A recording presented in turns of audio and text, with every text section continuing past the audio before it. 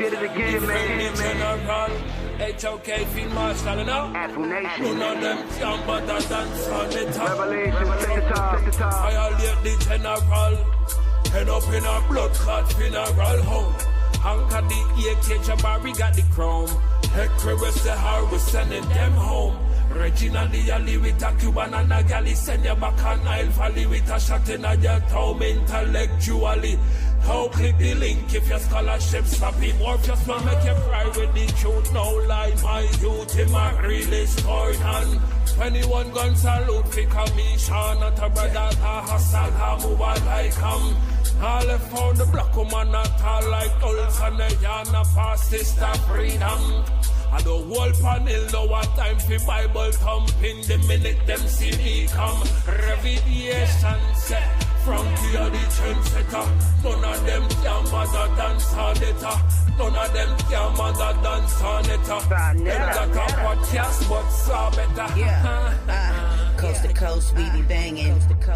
Bringing all this knowledge, we be slanging. In the HOK, we don't do no entertaining. Speaking truth, speaking facts. What the niggas just a layman. Better get on one accord. The future can be yours. Ancestors push you more. We gotta go explore. The sciences and math. The future's based on class. You bout to catch my wrath. We turning up this track. In the dark minds of the light. The dark heart still fight.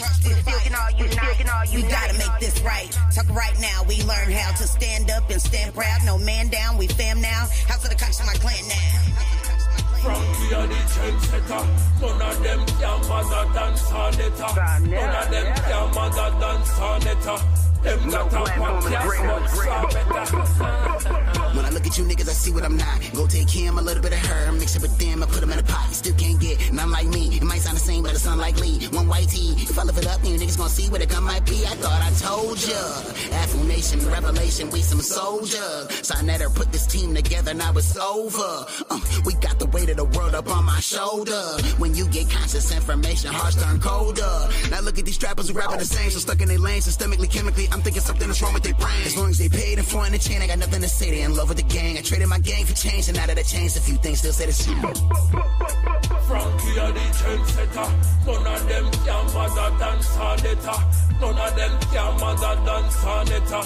Them got a podcast but saw better.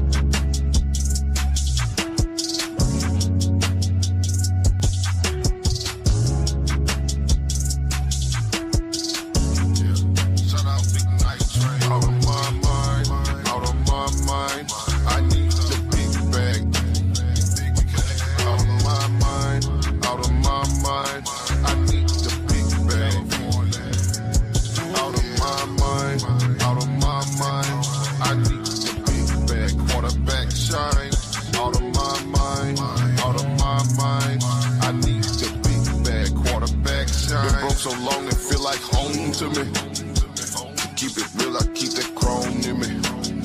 Sometimes I feel nobody's home. I bet you ain't expecting this tone. You ain't tripping, it's just all in your bones. Yeah, early dismissal for your songs. I don't want beef, rearrange your tone. I'm not too proper, I just stop before you home. Put your life on that shit, leave that shit alone. Out of my mind, I need the big bag. Out of my mind, I need the big bag. Out of my mind, I need the big bag. Quarterback shine. Out of my mind, I need the big bag. Quarterback shine. At night it feel like I've been out of my mind all day, and I gotta say it feeling good to be right back up on the scene. My pistol beam so clean, I call it God's eye. Come back with fits and jeans, so mean I leave them hog tied. Pull up with shit was screaming, bitch was screaming all night. She left her cream up on the seat up on my motorbike. Yeah. Take a picture of the dream and make a satellite. Don't take no picture of the link, cause we be killing mice. 223, cause I've been feeling like I usually roll with M16s, but I've been chilling right. my team, they full of beans. I pray the Lord to grant your dreams if you ain't fucking with the team. Tip his bitch up if you fucking with the team. I swear that's what we mean. I swear that's what we scream. All you gotta do is share with us the cream. Share with us the cream. Out of my mind, out of my mind. I need the big bag. Out of my mind, out of my mind. I need the big bag. Out of my mind, out of my mind. I need the big bag. Quarterback shine. Out of my mind, out of my mind. I need the big bag. Quarterback shine. Forget my nigga again. Out of my mind.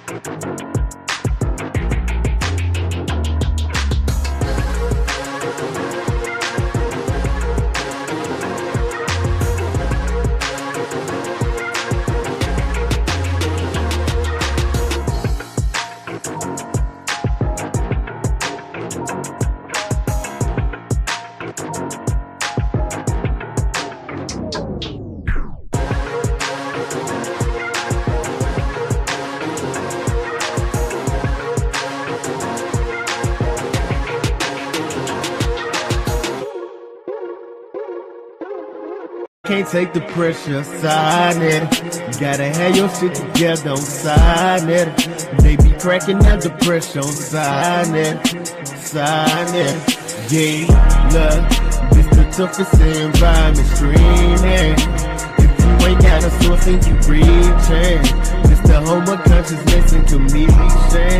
This the toughest environment streaming. Yeah, they can't take the pressure, sign it. You gotta have your shit together, don't sign it.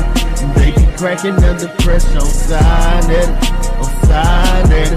Yeah, yeah. This the toughest environment streaming.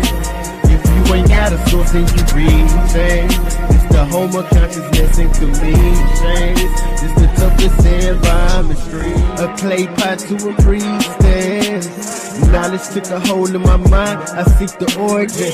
Workers are connected to go from brothers to partisans. Tell me your agenda, the purpose of your historian. We just kicking knowledge to push our people to war again. Battles for the mind of the youth who ask questions. God's son still in the flesh, that's our letter.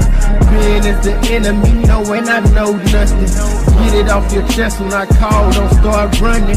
When you in that hot seat, nigga, don't start bugging. Put you in that back chain, that's that thugging. Sounding like a whole lot of faith that won't cut it. Waiting for the next episode, straight out of Harlem.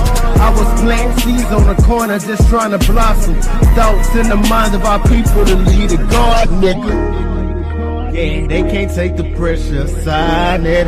Gotta have your shit together, don't sign it. They be cracking under pressure, don't sign it. Sign it, yeah. Oh, you didn't know? This environment tough. Oh, you didn't know?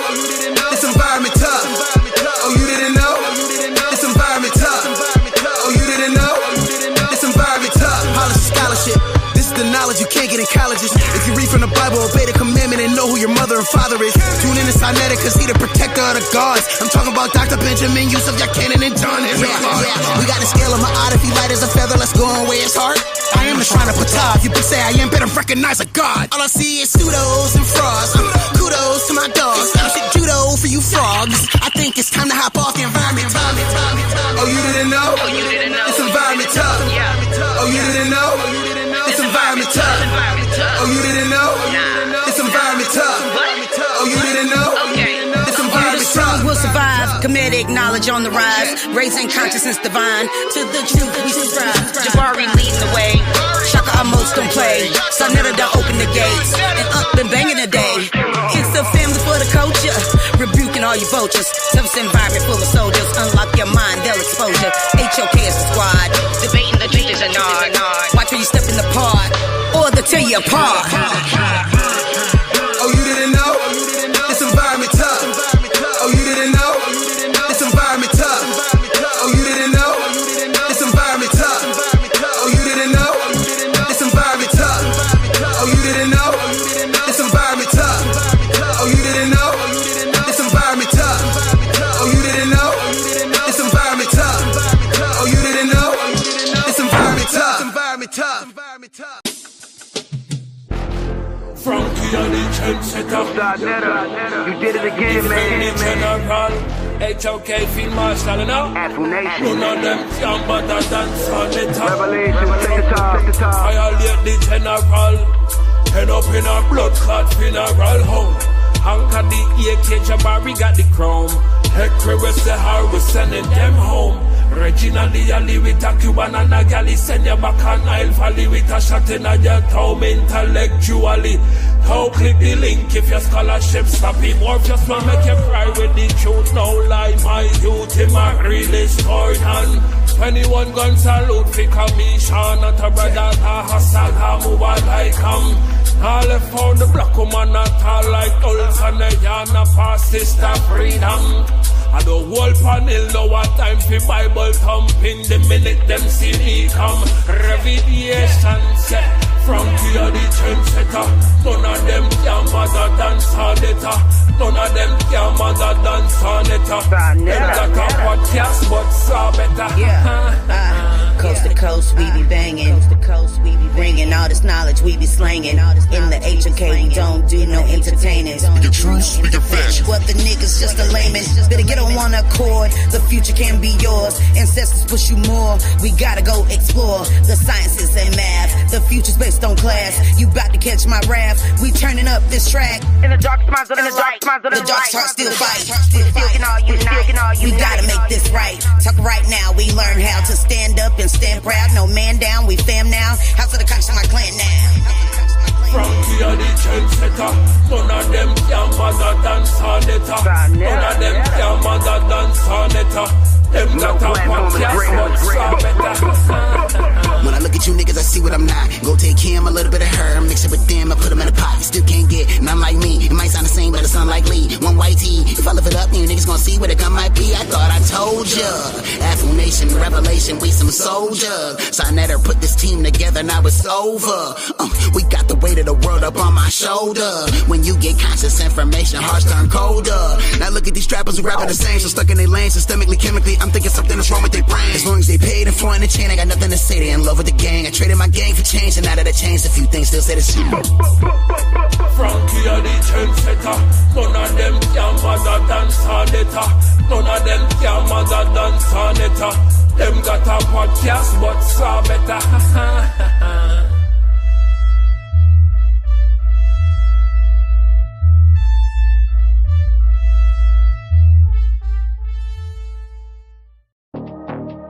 It's LV Europa. Whatever you do, make sure you do it in the toughest environment. Mac double. That's the only way we grow. Yo, roll call for them tough niggas who act inspiring. You can't hit the stage with my vets if you don't meet requirements. Heard you did all that work from the fifth to the first when I birthed your retirement. You hanging it up and it's still not enough in the toughest environment. Toughest environment, niggas will spit till they vomiting. Toughest environment, niggas will bring the piranhas in. Toughest environment, better be talking to scholarship. Toughest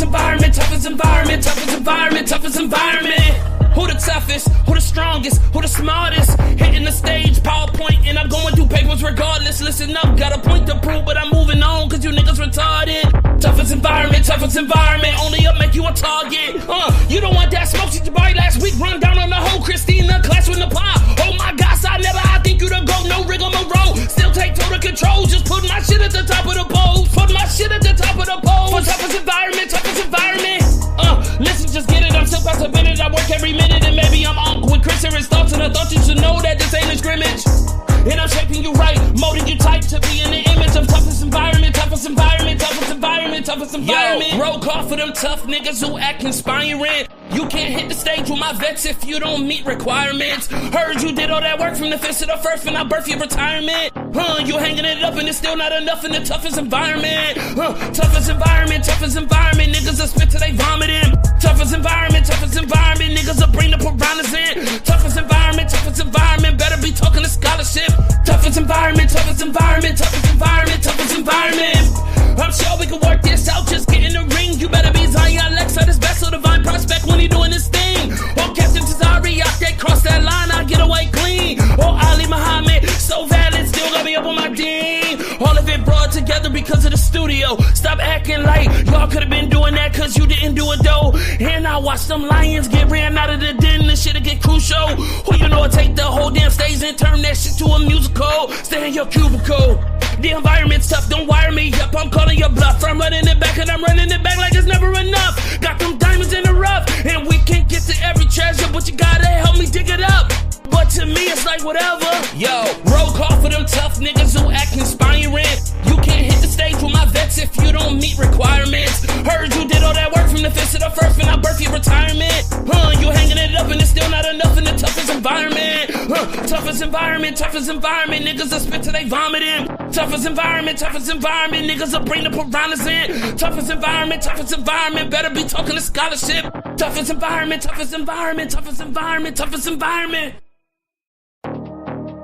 It's LV Europa. Whatever you do, make sure you do it in the toughest environment. Mac double. That's the only way we grow.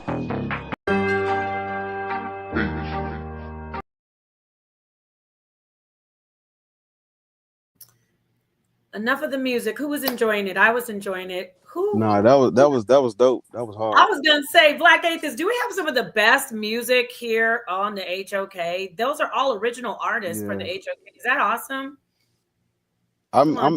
It sound. I actually kind of pulled inspiration from that because I'm working on an album right now, and I'm like, damn, I could use some of that in my shit. Wow, that's so awesome. I like that. Thank you so much for that compliment, and thank you so much for being here. Peace to the audience. Peace to everybody. I know. Y'all are like, oh, it said 8 p.m. Eastern. That must have been 8 p.m. CPT. And it was. It is. I'm so sorry, but I love that everyone is here. Let me go ahead and take this off the screen so we can see all the guests. Peace to the mods. We love you. Thank you so much for being here. And everybody, hit the like. We are here. Peace and love. Peace and love. Peace to the darkest minds of the light. Peace to the HOK family. We are streaming in the HOK network, and we're showing everybody that you need to come in and hear this conversation. But we want to bring people into the HOK Coliseum in our network. Now we have people, dual streaming, and that's great. We've got Black Sage, Black Atheist Rants, DJ Genesis. We're waiting on a couple of other great guests that we'd like to join. But while we wait, I'm just saying, everybody who's on Sonnetter Studios, House of Consciousness, and that's it. Come on over to HOK Coliseum. In fact, I'm gonna also take it off of the R.I.S E channel. So peace to the darkest minds over there, but come over to the HOK Coliseum, HOK Coliseum. If you're not subscribed, please subscribe. Enter it into the search engine and then find it. Or our amazing best mods on YouTube will drop the link to the HOK Coliseum. Come on over. So while we hold off for the other. We have two other people that I really want to join, but we don't have to just sit here quietly and twiddle our thumbs, right? I'm going to go around and have everyone introduce themselves, and we'll let people, let us know their background, because this is a conversation about. This is a philosophical, religious conversation about belief and conceptualization of God, atheism and theism. Atheists and theists, they think alike. That's what we're talking about. Some of the people on the panel might prove us wrong today. So yeah, Nepal, you talk a lot. I have to get it out. I'm a communicator. So I'll start with ladies first. DJ Genesis is joining us. DJ Genesis, introduce yourself and let us know at least if you're a theist or an atheist, and then we'll just flow along around the panel. Thank you so much. Okay, you're muted. You're muted. Go. My name is DJ Genesis, and I am a theist. I practice. I'm actually a priest in Ifa. I'm a actual Olarisha, and a priest of Oya is my actual priesthood. And yeah, so I practice African religion, and I'm definitely a theist. Beautiful. Thank you so much. We will move on to Black Sage, and then just last but not least, Black Atheist. We're going to call you Bar. I like calling Black Atheist. So Black Sage, go ahead, brother. Take the mic and let us know who you are.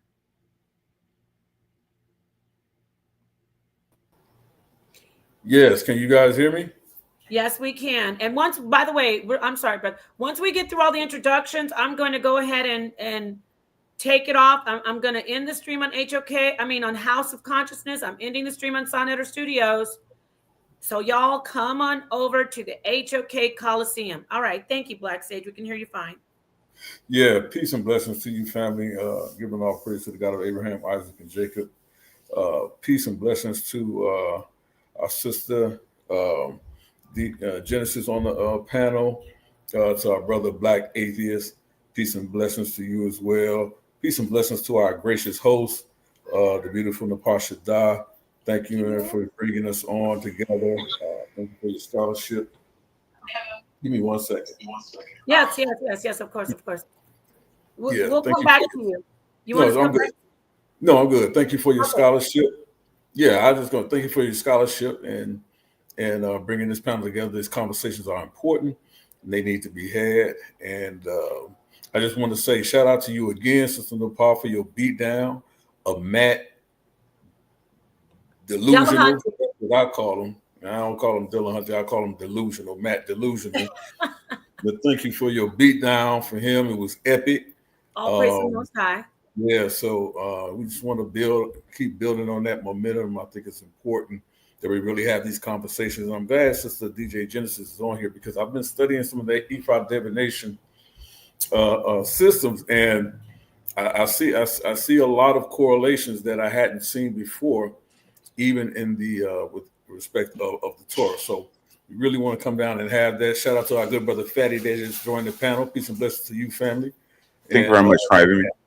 Yeah, we're just here for a great conversation. So let's get it in.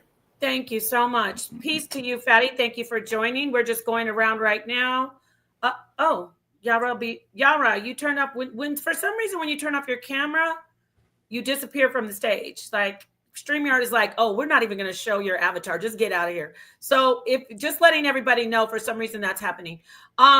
Fatty, I'm going to introduce Black Atheist Rants, and then we'll get to you. Last but not least, you can let us know who you are, if you're a theist or an atheist, and just give us a little introduction of yourself to the audience. So let me get to Black Atheist Rants. Go ahead, brother. Let us know who you are. Yeah, mic check. Can y'all hear me? Is it coming through good? Mm-hmm. Okay, so I go by the name of Black Atheist Rants. I've been on YouTube for like 4 or 5 years or so. I recently moved to TikTok, and I go live on TikTok a lot. And basically, I've been doing a lot of studying on like history and the Abrahamic religions. And so like I was telling them before we started, I usually run a topic, and I just actually got off the live to come here. And so my topic that I usually run is Black people should not be Christians, Muslims, or Black Hebrew Israelites. And so, you know, I've been I was on South Nutter like a couple months back, you know. Yes, we know. And That's why I ever brought since you then I in. just really kind of and I search and trying to, because I just became a history buff. I care a lot about like the history and the historical aspects of religions and stuff. I don't know, you know, as far as like people's like personal experience. I don't go off of that. I'm just going off what history shows us, what the data shows us, the archaeology, the facts, and you know, I'm just trying to wake people up to the harm that's been done with these weapons. Oh, okay. Uh-oh, we lost him. All right, well, we hopefully we'll get him back, but I'm going to move on to Fatty. Please introduce yourself to the audience and also let us know if you are a theist or an atheist. And Hello, we'll get friends. Yes. My stripper name is Fatty. I'm from Portugal, Lisbon. I'm sorry I'm late, but when I click on the link, it said 2 a.m. in my country. So I don't know what happened, but I apologize if I delayed the start of the show. Thank you for having me. I appreciate you. And I'm an atheist. I'm actually an agnostic. I'm open to change my mind if evidence show up. But for the most part, I definitely don't believe in no gods. I believe in science. So Okay, great. So you and Black Atheists have that in common. Thank you, Black Atheists, for sharing a little bit. And we'll get some more of that background on you that you were giving us about science, because that is the typical thing that we hear from a lot of atheists. They are very strong in science, and I'm not mad at that at all. Time me out because I said Napahat. What the heck? First off, this is my hair, and secondly, please, this is for an intelligent audience. So you're deleted and gone. I'm sorry, y'all. That will happen sometimes. People are talking crazy in the chat already. This topic is so triggering because it really talks about the beliefs of people. So when we're Black Sage, if you can hear me, I'm going to go ahead and play the video of Anthony Flew. I know Black Sage had to step away, but if anybody is familiar with who Anthony Flew is, anybody on the panel before I? No. Okay. Anthony Flew was like a pioneer, a go-to for almost every atheist. They would refer. He's a philosopher, and they would. He was an atheist, and they would always speak about him, or they still do use some of his old talking points. So let me just go to Encyclopedia Britannica. Yes, I'm doing that because I want to give people some background on who Anthony Flew actually is before I play the clip. Anthony Flew, as you see, I'm screen sharing, right? Okay. He's an English, or was an English philosopher, born in the 20s, passed away in 2010. So you're going to see an actual interview of him speaking in the flesh in that interview. So Flew was the son of a Methodist minister, and he was educated as a Christian at a Christian boarding school. As a teenager, he decided that the traditional Christian concept of a good God was inconsistent with the presence of evil in the world. That's very common for atheists to do that. I'm going to skip down. He adopted atheism because I want to just get to, those are all his accolades, all his background. But right here it says in 1950, Flew delivered a short paper titled Theology and Falsification before Oxford's Socratic Club.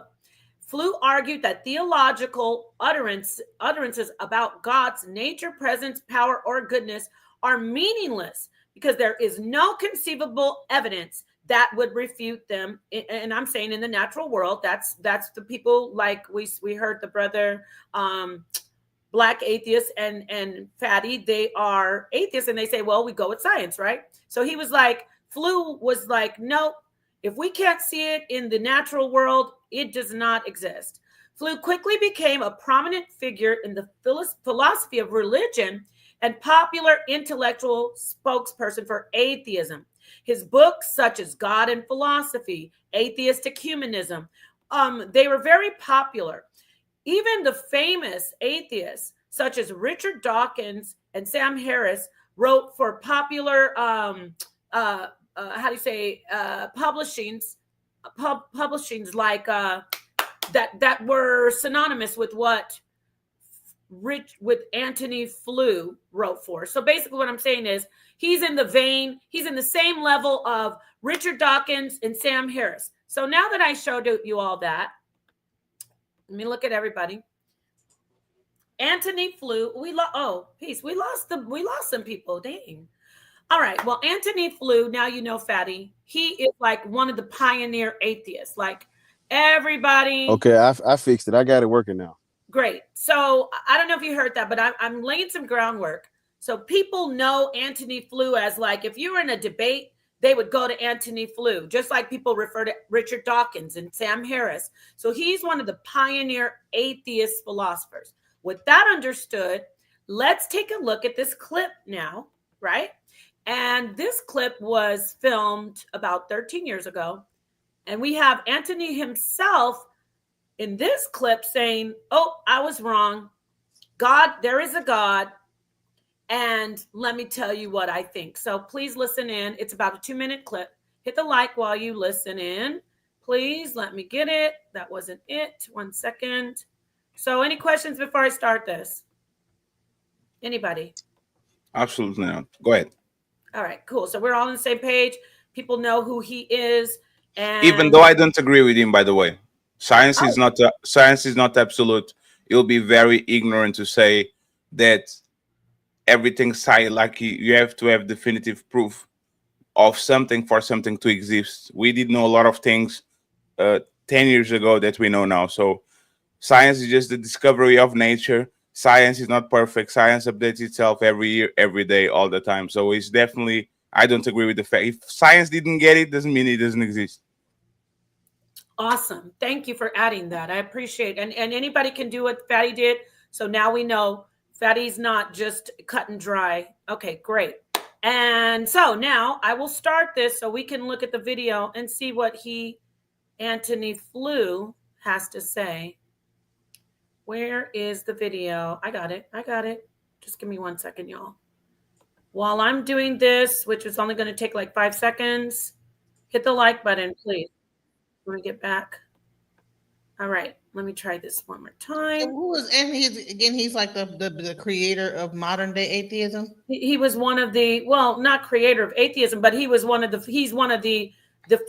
founding like philosophers that they would refer to often, because he wrote so much about atheism, and he was like, you know, a real proponent of atheism. Okay, so here it is. Famous atheist Antony Flew realizes that there is, in fact, a God. Let's listen. Damn. Sorry, y'all. Reconsider. I don't know what's going on with StreamYard. Atheism Let me start that over. come to the conclusion. Okay, here we go. What were some of the factors that prompted you to, in recent years, reconsider atheism and to come to the conclusion that that there is a intelligence? It's been entirely these, I suppose, biological discoveries and discoveries about the chemistry.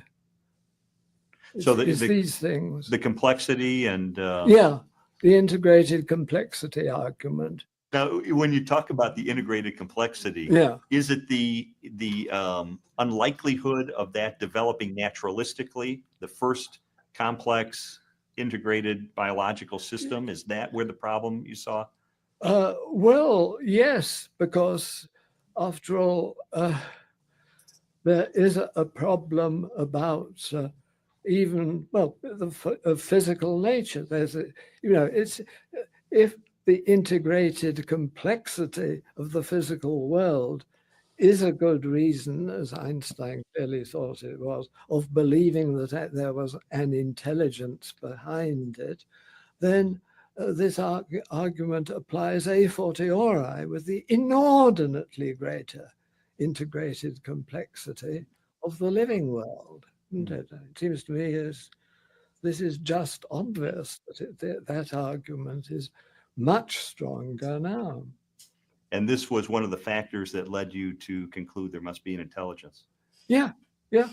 It was accepting Einstein, who after all was the person who's qualified to judge, and seeing that a fortiori this applied, where of course Einstein didn't have any authority at all and wasn't inclined reasonably enough to talk about it.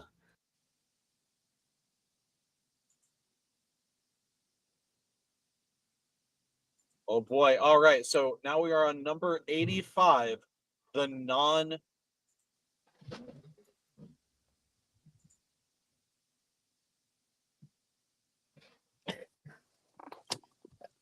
I don't understand, man. I can't really get what he was talking about. I'm sorry. Maybe this is too what is he talking about? Could you kind of give a roundup of what he? Maybe my ADHD is too what's you're on mute, Nepal.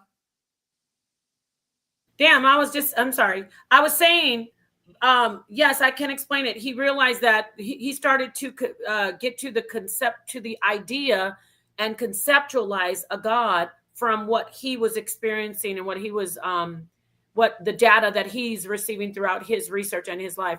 And I was saying, Fatty, did you figure out what was going on or no? You're asking in the chat. No, it's because you have multiple links. The same time I came here the last time, I was looking at your chat, but it seems like you stream for multiple people. And I was hearing while I was coming here, you said, let's go to A, B, C, D. And I couldn't understand what it was. Okay, you found it? Because it's HOK Coliseum. Is what says above that. Okay, I got it. Okay, great. So thank you very much. No worries. Okay, so I can play it again. It seems like does anybody, I don't know if Black Atheists, are you also having some issues with like what he No, I heard what he said. I just don't, I mean, people look at this world and it's like they count the hits and ignore the misses. What about all of the shit that's not intelligently designed? Or like, what about the things that are not placed perfectly? Like, we live on a planet that's mostly water that we can't drink. That's not intelligent. Or what about how, the sexual organs is right next to the shithole? That ain't intelligent. I mean, okay, real quick, I want to let you know. My bad. Yeah, like when people look at this world and they want to claim that it's intelligently designed, I'm like, are you looking at? There are many aspects of nature that are heinous, insidious, and twisted. Nature eats itself alive 24/7. Nature's always trying to unalive itself and others. That's not intelligent. Like, what?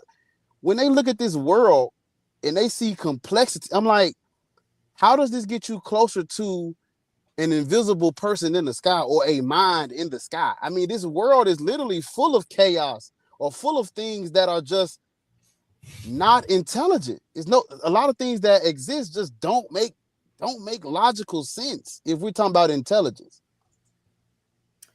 Right. Okay. So we can look at the definition of intelligence, so we can all get on the same page what we mean by intelligent life. But I appreciate your input. Does anybody? Because Genesis was saying she had some issues with understanding. It's only 2 minutes. I can play it again. Because Daddy, did you want to comment on that, or did you get? Because I really wanted to play that for everybody to lay some groundwork about this particular very well-known atheist and philosopher. At the end, he said, "Oh wait, God does exist," and he's not the only intelligent mind who has said that. So, what was the particular reason he said that God exists? Right. Okay. I'm going to play it. It's only 2 minutes. But no, he's could you put on saying point 25? basically, he's saying, you know, because he can look around from what he says in the beginning, he's like, because he's looking at the natural world, which with atheists actually always say, show me God. I only believe in science. I only believe in science. So I do feel compelled to just, I mean, I don't have to play it all because I It's mean, my thing is, it's very easy to believe in God when you are 3 breaths away from getting out of here. And for, I'm going to be very honest. And for someone that was atheist probably all his life, and all of a sudden he looks like a mummy, decrepit, looking at the sky, kind of contemplating his life, I think it's very easy for people to start to believe in things when they know they don't have a lot of times left. So I want to understand, if you can play the video again, what exactly made him go from atheist to believer. And also, people, I don't know who said they believe in science. I've never understood science as something that you believe, like put belief in. I just look at it as science is the tool. I mean, you can believe what you want, but science says, like, if you stand on top of a building and you jump off, gravity's gonna pull you down. That's not a belief. That's 100% facts across the board. Nothing you can do is gonna stop you from coming off that building if you get on top and step off. So if that ain't nothing I wanna, that's not nothing to put faith in. You can see, you pick up a pen or a pencil and drop it, it's gonna fall 100 out of 100 times. That's not nothing to believe in. That's just, I don't know how they, what are they using science to say, but it's like, it's just a tool from where I sit. okay, right. But also, that's true. There's gravity. However, science does not fully know what a graviton actually is. So it's just something that they have hypothetically. There's no Is a theory. It's a theory. Well, it's not even a theory yet. It's a hypothesis. Yes, really. yes, that's is a theory. It's not like is repetition. You jump out of a window, and 10 times out of 10 you go down. So correct. They actually can measure it. They can do a bunch of things. But like I said, it's like is a theory. So if we're going to go by what we can observe, at least once again, like gravity can be measured. You can't measure whatever this person said that they got going on. That's why I actually wanted to see the video again, just to make sure we are not misinterpreting, and we go from there. Right. And when I'm yes, gravity, the everything about gravity with Isaac Newton, that we're talking about theories, proven theories. But when I said, I just want to make it clear, because people, when I said hypothesis, or that we don't know for sure what a actual graviton is, so I want to clear myself up with that. Not gravity, but a graviton, which is a component of gravity. It's a basically. So with that said, let me share the video now, and let's listen. And Genesis, I'm going to play it also so you can hear it as well. Hold on. Can you? Put it at 0.25, because you know I got ADHD, and he was talking real slow, and my attention span kind of like just dwindled off. Yeah, well, okay, just try to listen to the first. What were some of the factors that prompted you to, in recent years, reconsider atheism and to come to the conclusion that that there is a intelligence? So basically, he's asking him, how'd you change your mind about believing in God? It's been entirely these, I suppose, biological discoveries. So he's saying he's looking at science. That actually helped him just decide that God is real. Let's keep listening. And discoveries about the chemistry. So these things. The complexity and... the integrated complexity argument. Now, when you talk about the integrated complexity, is it the Sure. So the guy asked him, so what made you change from being an atheist? Now, how long was this guy an atheist? Decades, from the 50s. Now he gives this really weird answer. The biology and the chemistry. The biology and the chemistry is the reason why. Like, so he did not know about biology and chemistry these things, but this whole time he's been an atheist, now all of a sudden, like I don't see an exact. I don't understand. Okay, maybe he says it later on, but the biology and the chemistry is why I decided that I don't want to be an atheist anymore. Just biology and chemistry, and so that's where my attention span left because it's like what? So all right, does he explain? Let him roll the clip then. Let's hear this man. Unlikelihood of that developing naturalistically. Back a little bit more there. Oh God, really?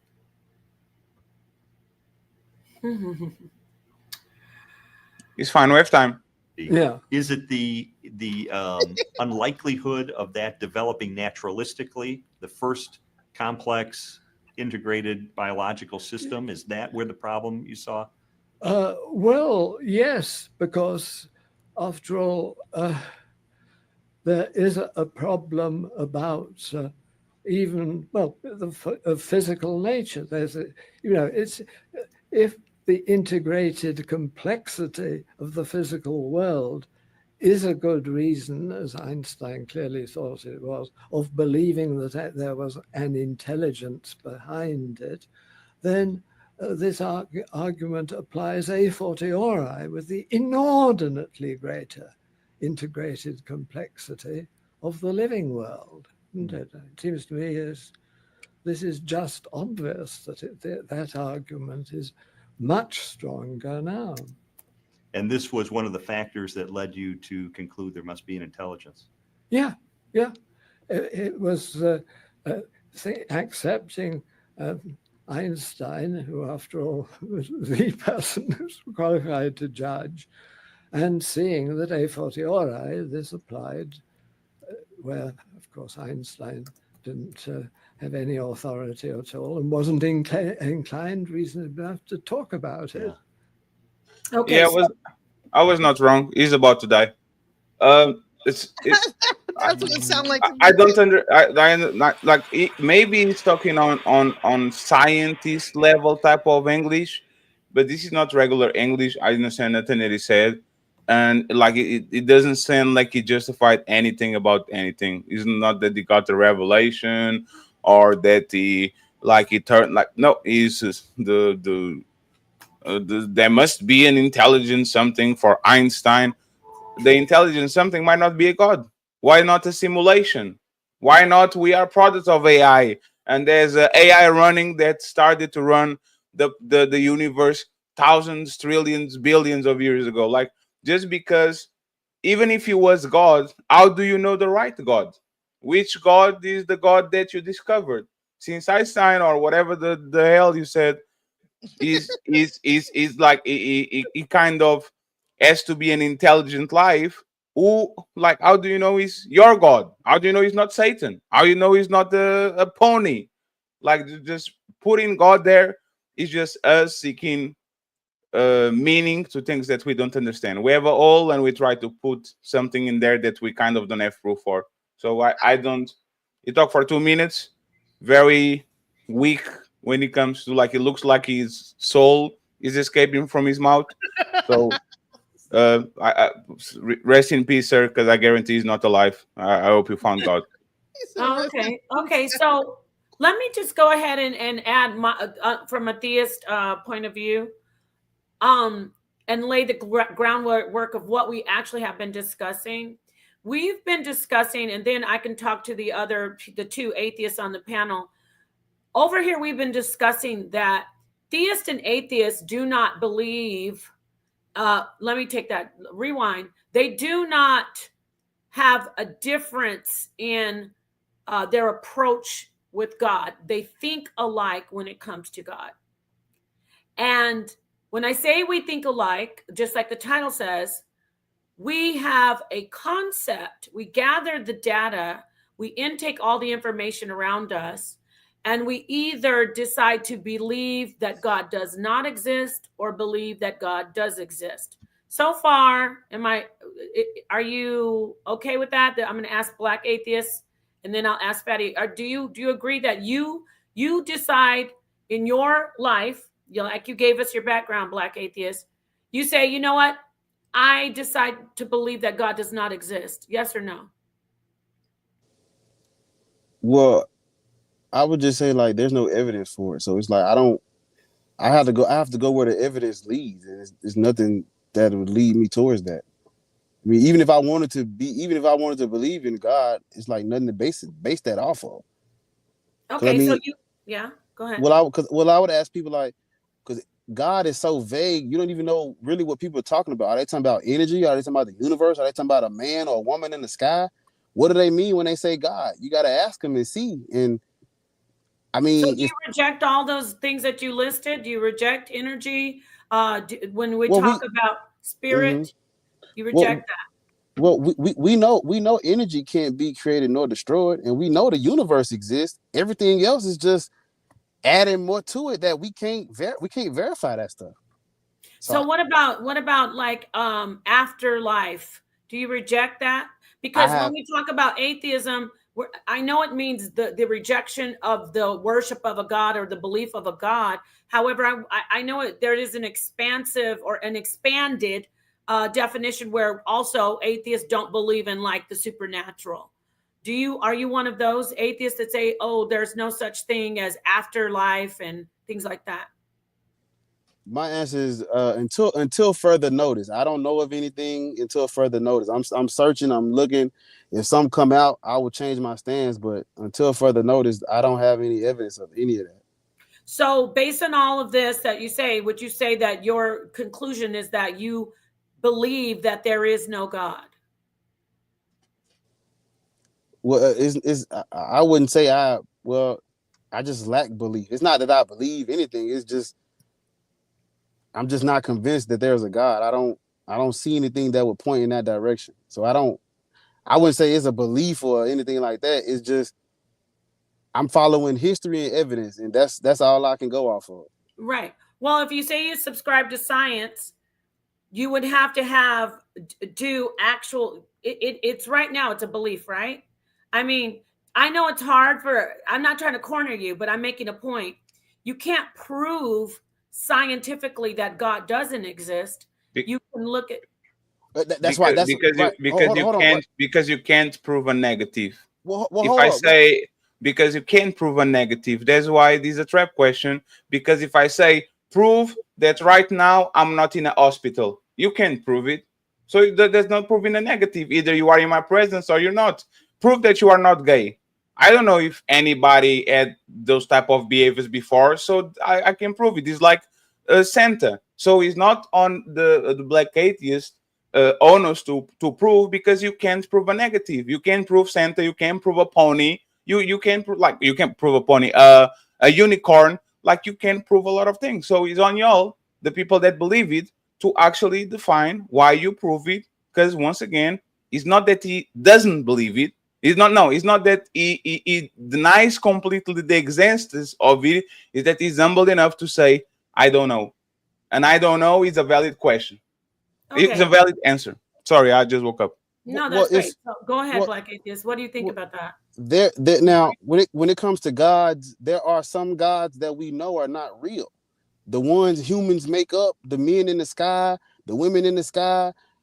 Ancient history shows us that ancient people make up gods. We know that. So yes, there are gods that we know for 100% do not exist, because we can look at history and see the time frame when they made them up. Now, again, if they're calling the universe God, I can't say the universe don't exist. So I gotta know, when somebody say they believe in God, what are they talking? Are you talking about a spiritual deity being? We know those don't exist. People make those up all the time. If you How do talking you know? about Wait, how do you know they don't exist when you just said they will label the universe as a god? So you know the right, universe so exists. okay, So yeah, I'm sorry. Maybe there was there's a distinction. So if they're calling the universe God, we could just skip we can skip the nickname and just call it the universe. If they're talking about an actual mind in the sky that has a gender and that cares and that has a book and a scripture, we got to throw that out. We know those are made up. so are you saying that you agree? See, the point is this. So you reject Western religion, but you don't reject the idea or the concept of a God. So are you really an atheist? This is what I'm saying. The difference between me and everybody else is I don't call energy God. I don't call the universe God. I just call energy, and the universe, the universe.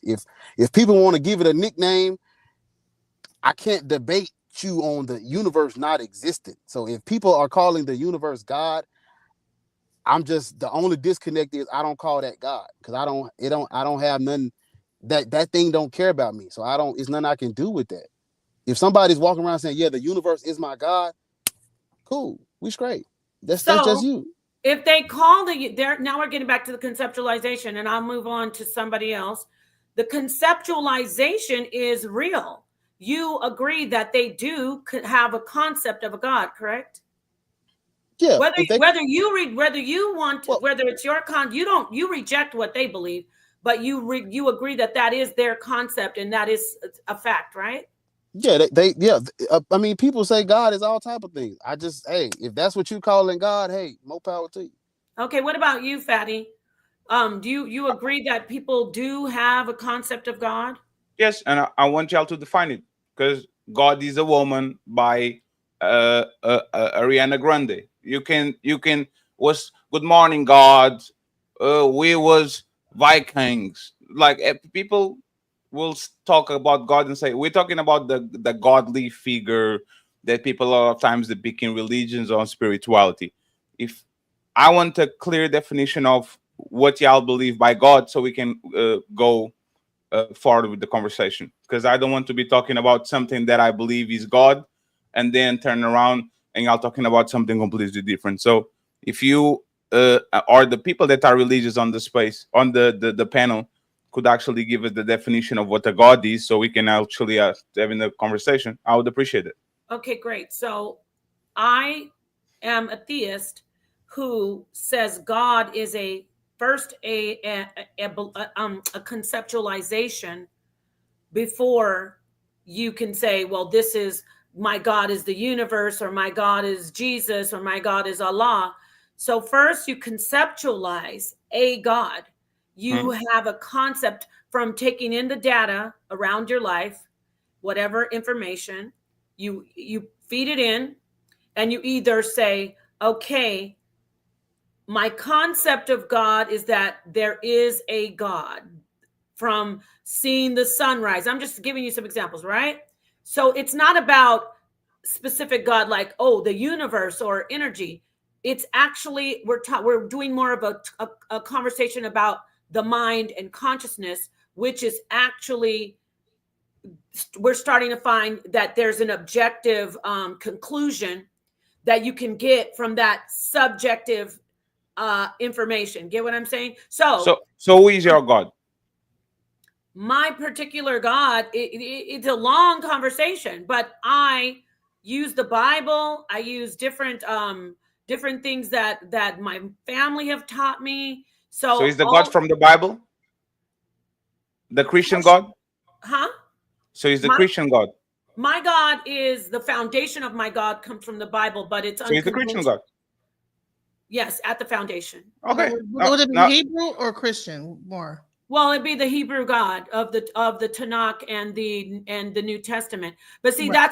that's not what we can't. But when you say Christian, you could say Jesus would be that, because there's like when Jesus come, he become God, he's the Son of God. Yeah, but you have to the entire make it very clear that if you mean the Hebrew God of Yahweh, or whichever you say it. So, right. Right. Yahweh. So Yahweh, the thing is though, Fatty and everyone, that's the problem. My God isn't the topic. It's, is there a God? And the idea of a God helps me form a belief, and then my belief is my concept. They all follow behind each other. You get what I'm saying? Your No, concept. they actually not. The Bible is a very, like, the Bible is a book, is a manual of instructions. Mhm. You shouldn't be using whatever thing that you have in your head to pick and choose whatever you see in the Bible, and to, like, the Bible is clear. God is ABC. If you use the Bible to believe in your God, you have to follow the manual of instructions. You can't just do it like a IKEA bed, and because you don't like the railing, you mount everything, but you take the railing because it doesn't look good. You have to put it all together. So I want y'all to define. We don't believe it, right? Y'all believe in something. Define it specifically so we can see the rules of it, and then we can have a conversation about whatever it is. Because if we are going to do abstracts and then we're going to talk about the Bible, why use the Bible? Why not just do the abstracts and say, I believe that this, and we go from there? Yeah, because you don't have to use the Bible, because I can move on to Genesis and she can explain. She's an a priestess, but she still she's a theist. So it's not about the specific belief. It's about my conceptualization of a God. And I conceptualize that there is a God. Your interpretation, Yeah. sorry to interrupt you. Your interpretation of God doesn't change who God is. If God is God, he was here before he was born, and he will be here after you die. If God exists, Ferry believe in him or not, he's not going to change who God is. It's just like the universe. He was here before we're here, and he's going to be here after we die. So your understanding of God is actually what you're complaining about science, is the interpretation, right? Is what we look at and we can observe. I guarantee you, Nepal, once again, that what you think about what God is doesn't have no influence in the reality of God, if God is actually God. So why go about your interpretation, right, when your interpretation is fallible? And actually the Bible says God works in mysterious ways. How can you interpret the God that is extremely mysterious and nobody knows his ways? How can you interpret that? Exactly. We can't. I actually call God the unfathomable God. But me, for the way I conceptualize God is that God is unfathomable. So you and I actually share that concept of God, in the sense that you don't believe it, but all the stuff that you just said about God being mysterious and all these other things, you have rejected that. However, those are still concepts that you hold.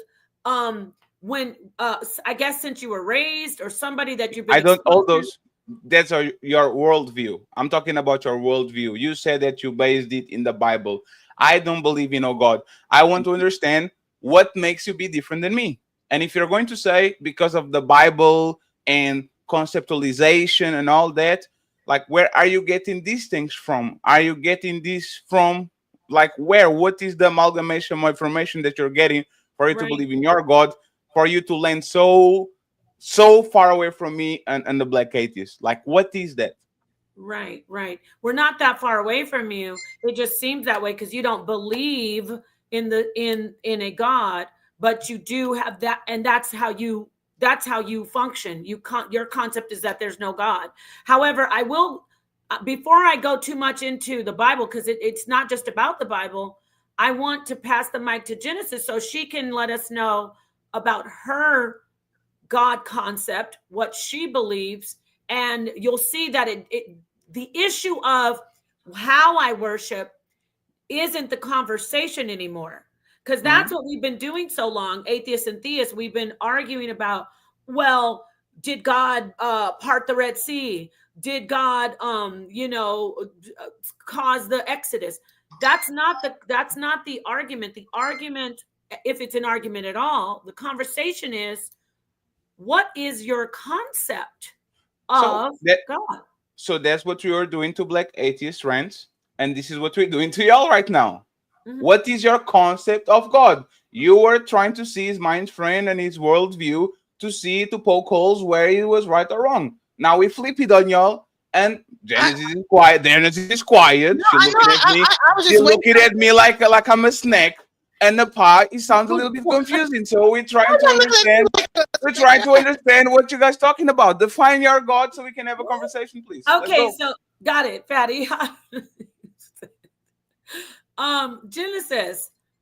So is it about the Bible, or can you talk to us about your actual belief in God? I think the biggest. You're breaking up now. What See, does that mean? That's God.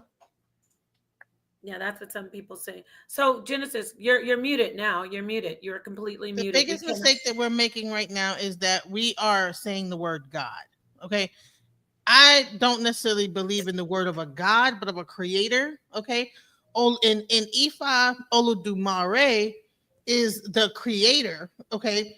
And what Olodumare means is the owner of the source of creation that does not become empty, or the all sufficient. So, but we don't necessarily put shrines up to Olodumare. We believe that there are forces of nature like the Orisha, and we through the Orisha give praise to Olodumare, meaning this is, and the Orisha live within us. So therefore, by being a part of nature, being one with nature and respecting nature is how we worship, how we pray, give praise to Olodumare. So we are a part of the universe and a part of God in a literal way. So we don't think of God outside of ourselves, but God is within everything and everything around us. We are just within this thing called God. Yes, but what stops, like what God is that specifically? Why, like what is that God that you're referring to? The God that You're muted again, Genesis. the God that muted you? It That's great. sounds like they just respect the natural world and energy. Yeah, that's what it sounds like to me. That they respect the natural world and energy is all around, and we're all a part of it. And basically, yeah, it's actually I cannot that we are literally disagree. a part of nature. God is with God really does not, the actual Olodumare is basically almost like you would say, if you were to take a picture of it, it would look like an atom, like the actual beginning of creation, like energy itself. It would be like the atom. It would be that would be So the create right. So we're not talking about. So we ain't even talking about no God at this point. We talking about nature and energy, which is what I'm cool. That's what I believe. I'm cool with nature and energy. I Our have religion no is a smoke little with bit that. different than Christianity. It's just Olodumare does not involve itself in human like stuff. It's busy being creation itself. It is Right. creation. So, but And there's the again- thing. Go God ahead. is a creator, and like, is there a Creation figure? is a Is creation. that a figure? Like in your worldview, this Genesis, is that a figure God, or God is everything and the figure doesn't exist?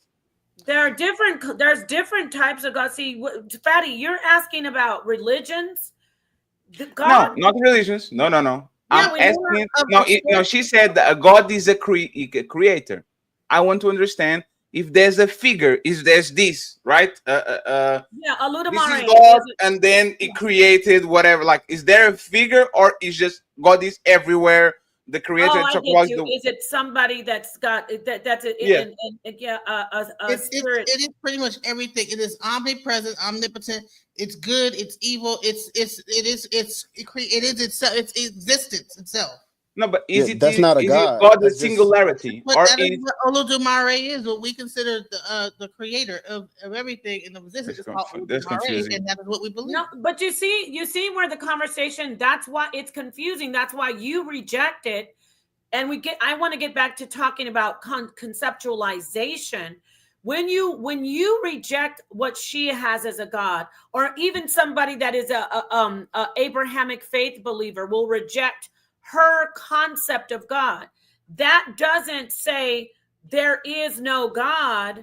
And the fact that it doesn't say it is because you can't even be an atheist without having a belief that there is no God. Does that get what? Do you And get by what the way, there is that's no not worship true. of Olodumare. There is no sacred areas where we put the Olodumare statue at. There is no iconography for Olodumare. It's just we know that Olodumare exists. We know How that can I? Yeah, so but we know that I there's- don't want to keep talking about religions. Excuse me. I don't want to Fatty. talk about religions too. How Yeah, I can I want to reject talk about something? Well, you asked. Abrahamic No. God. How can I reject something that y'all can't even explain? No, If I because- say this is a cup, do you believe it or not? Now we can have a conversation. Like the Genesis can't explain. I am explaining. No, she's But it's God is not, everything. this is the thing. This is where the conversation is going. You need to understand, and I want to talk to you both about this.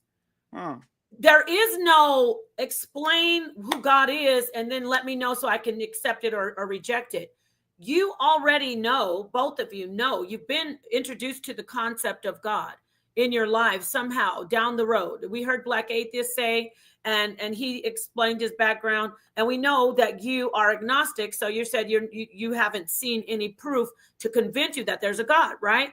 So the religious part of, oh, well, Oludumare is this, and oh, Yahweh or Yahweh is this, is not the issue.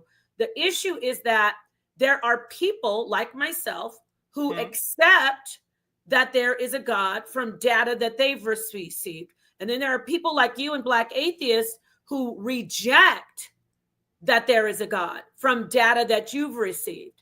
At the end of the day, I don't reject it. That's the point. I don't reject it. Okay. It's like aliens.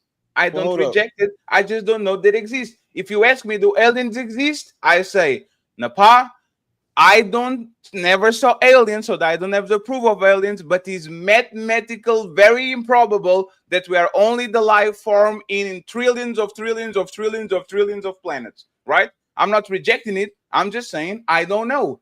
A concept is you are going to pull up a kind of an idea, and you are going to put it together so you can kind of show everybody this is what I believe. Y'all are not structuring your concept well, because we've been on the conversation for 20 minutes and there's still not something that I can recognize, a pattern, an experience, like something abstract. I can understand your concept of God. So let's do this. Let's do this. I want Genesis to present what we've been working on, but this is the concept that we can talk about if you need something right in front of you. However, the conversation is that no one can give you something and say, now, do you believe it? I keep saying this. There is a consciousness conversation. Yeah. It's called, the experiment is a philosophical experiment called Mary and the color red. I cannot tell you how to taste ice cream.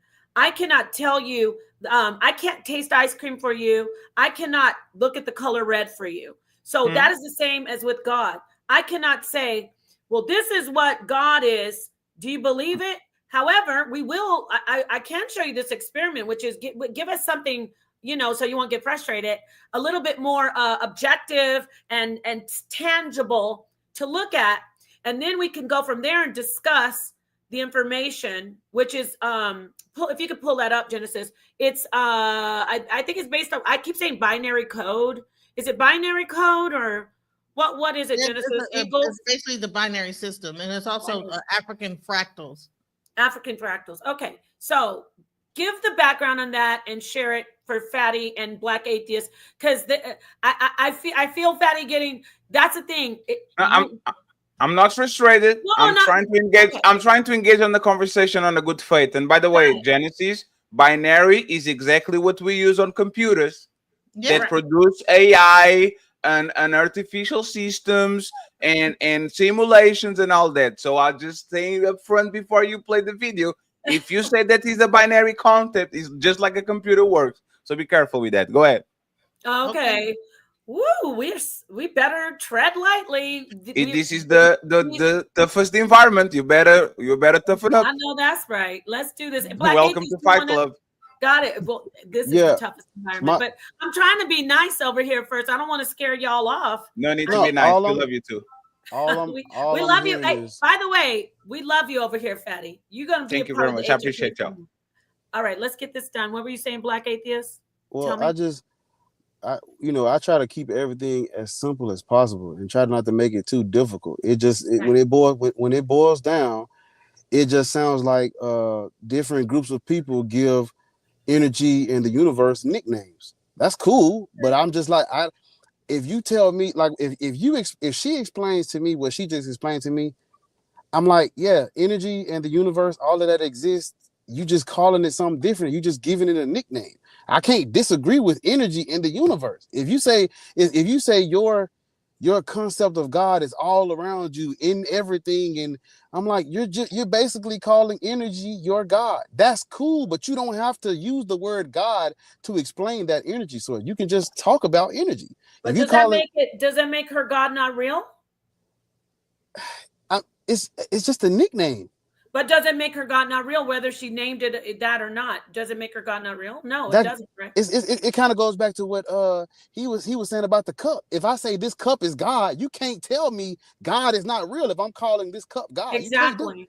So it's not really everybody, it's not concepts, it's basically people are taking things that already exist and just calling it God. That's all it is. It's that simple.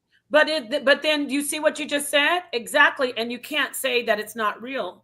Just because it's not God, the God that you know, that you say, maybe, you have a bigger God in your concept that you keep rejecting these smaller gods, right? The cup God, the bicycle God, but these are legitimate gods to people because of how they conceptualize the power of those particular ideas or things.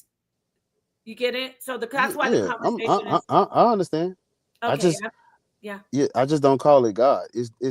I can explain everything she's explaining without using that terminology, because that ain't gonna confuse me. It's gonna confuse everybody else who don't know what she really means.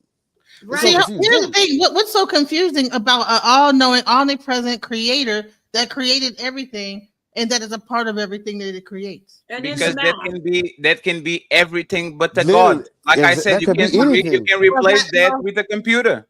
Like if I get a quantum computer or a supercomputer to create an alternate reality, artificial reality, where we got put on this place and we evolved through thousands of years, is not a God. There's a computer. I can replace God with computer, with the unicorn. Like why?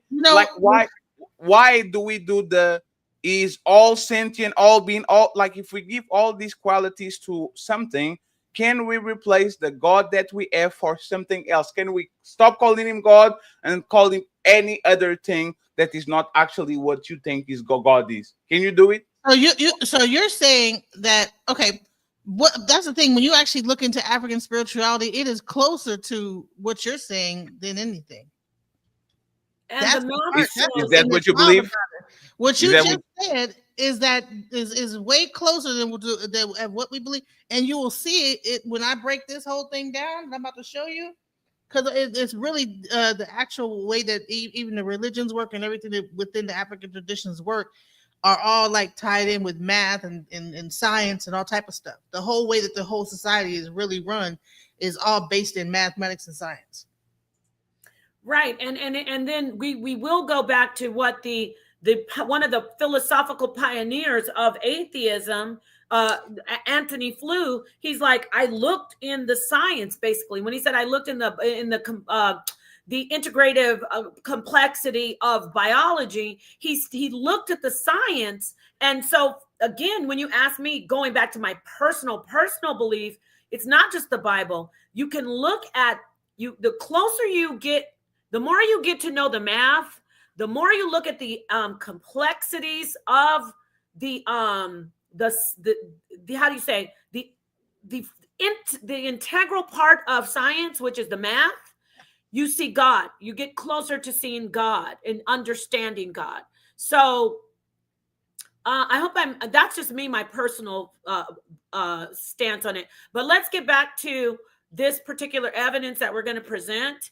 And then Fatty was warning us that it better not be some BS or he's going to kick it out the way. So let's get it out here. That's not what I said. I said based on an explanation of being something binary, our computers are binary, is O's and ones, O's and ones. Everything you see right now on your computer, everything that makes computers is O's and ones. So if she's going to introduce a binary system, I'm just saying, what's the difference between that and a computer?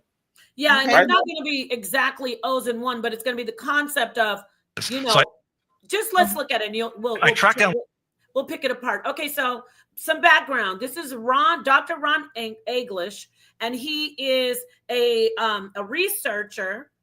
Oh my gosh, we got to get up a canter. He's a researcher who, you do it, Genesis. I'm going to get this. Basically, he is a researcher that got like a $7 million. I forget this. What is it called? What's the word? He got money from the government to go over to Africa and study their fractals.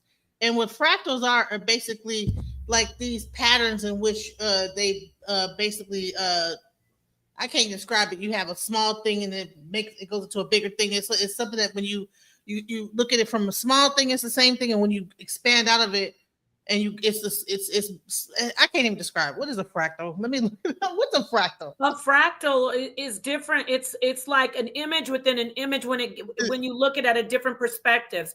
So it's small, but then when you pan out it, you can see more of it. And so it's like an image within an image within an image within an image. It's an idea of set theory, which I'm going to show you about Cantor. He is the one of the founding mathematicians. He discovered or he created the set theory. Cantor set, yeah. What? The Cantor set. The Cantor set theory. Yes. So George Cantor. Should we show them first before you play that? Just play this and then I'll get it. No, I'm about to bring up the Cantor set. So it's like subsets, you know. So am I making sense? Like, you know how you look at an image and then there's like a little, a little part of the image, and then you pan out. It's like the mirror within the mirror within the mirror within the mirror. Does everybody hear what I'm saying? And what basically happens, that's how they develop their societies. That's how they develop their buildings. When they built their buildings in Africa, and everything was based on a level of this African fractal. Even when they built it, now is that correlated to God? Why can't we replace that word with universe or nature or existence or reality or energy? Like, why do we have to use the word God specifically when we can use all these words that are literally going to give us the same type of why? Because the characteristic of God is infinite, and this does show evidence of the concept of the infinite of all infinities, right? Because when you look at the fractals, they are just never ending, and there is a mathematical set that goes along with it. That I said the set theory. I mean, I'm being very, very rough with it, but at its core, we're talking about the infinite of infinities. And she has this information to show you that an actual scientist traveled to a small village in Africa, and they studied it, and they found out information that they could not possibly have found out from Cantor. Right, Genesis? Like, it was something that they've done for thousands of years. This is actually a religious thing that they do, but it's based in math.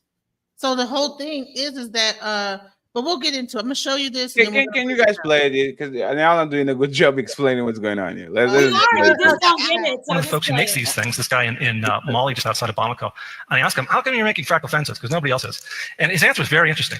He said, well, if I lived in the jungle, I would only use the long rows of straw, because they're very quick and they're very cheap. Doesn't take much time, doesn't take much straw. He said, but wind and dust goes through pretty easily. Now, the tight rows up at the very top, they really hold out the wind and dust, but it takes a lot of time and it takes a lot of straw because they're really, really tight. No, Genesis, now, he said, we know from experience that the farther up from the ground you go, the stronger the wind blows, right? It's just like a cost-benefit analysis. And like measure. Yeah, pause it, please. First off, it's going too fast. And secondly, you have to explain the whole IFA process. Fatty said we're not explaining it, but we gave you the background on the actual factual math on it, but you have to give them the background on how they do the IFA spiritual practice. Right. So basically, well, he was going to get into. You got to rewind it because you went right. They don't know. Well, this is not the main part of it. This is just. It's leading into the main part because it's just starting to discuss about how they build their things and how they're doing this using a deep mathematical understanding of things, even in how they're building their fences. All this stuff has a very embedded mathematics. Then he's going to get into when it really gets down into divination, which is a central part of the African community. Most African systems have a divination system, which is how they communicate with the creator, right? Which is also considered, when you actually look at it, is a binary system. And it actually is, you'll see that it is the beginning of how we got most of these computers and things like that, the PDAs and all this stuff. So let's go into it. Thank you. Measured out the lengths of straw, put it on a log plot, got the scaling exponent, and it almost exactly matches the scaling exponent for the relationship between wind speed and height in the wind engineering handbook. So these guys are right on target for a practical use of scaling technology. Right. So basically, these people are able to. They're creating these fences, and they understand wind and speed and all this technology. And when they put it up to the Western math and all the things that they came up with, they use calculators for. They found out that these people are very exact in how they're doing their math. Sounds like science to me. Yeah, Exactly. That's what I'm trying. That's what I'm getting at. Most complex example of an algorithmic approach to fractals that I found was actually not in geometry. It was in a symbolic code. And this was Bamana sand divination. And the same divination system is found all over Africa. You can find on the East Coast as well as the West Coast. And often the symbols are very well preserved. So each of these symbols has 4 bits. It's a 4-bit binary word. You draw these lines in the sand randomly, and then you count off. And if it's an odd number, you put down 1 stroke. And if it's an even number, you put down 2 stroke. And they did this very rapidly. And I couldn't understand where they were getting. They only did the randomness 4 times. I couldn't understand where they were getting the other 12 symbols. So let me go into this. So again, he got a $7 million thing to go into Africa and study these Africans. What he found out by initially studying the fractals and how they make their towns, he ended up going to a priest and getting a divination ceremony, which is where you pretty much get told what's going to happen in your life. You know, it's almost like you're going to a doctor and you're getting read by the doctor. So the person comes into a babalawo. The babalawo does your reading. It tells you what's going on with you. If you're sick, if you need some, if you're whatever might be going on, and then gives you certain stuff that you have to do, otherwise. So when he saw how they were doing this, he said, "Wait, this looks really familiar, right?" So let's go. They wouldn't tell me. They said, no, I can't tell you about this. I said, well, look, I'll pay you. You can be my teacher, and I'll come each day and pay you. He said, it's not a matter of money. This is a religious matter. And so he said, hey, he gonna pay them. So he said, well, no, I want to know how you guys are doing this. This is amazing. How are you coming up with this? And this is looking something. This is binary system of 1s and 2s, which is actually it actually is looking into expansion and contraction. So that's what this is really representing: expansion and contraction, lightness, darkness, et cetera, et cetera. So they did the randomness 4 times. I couldn't understand where they were getting the other 12 symbols.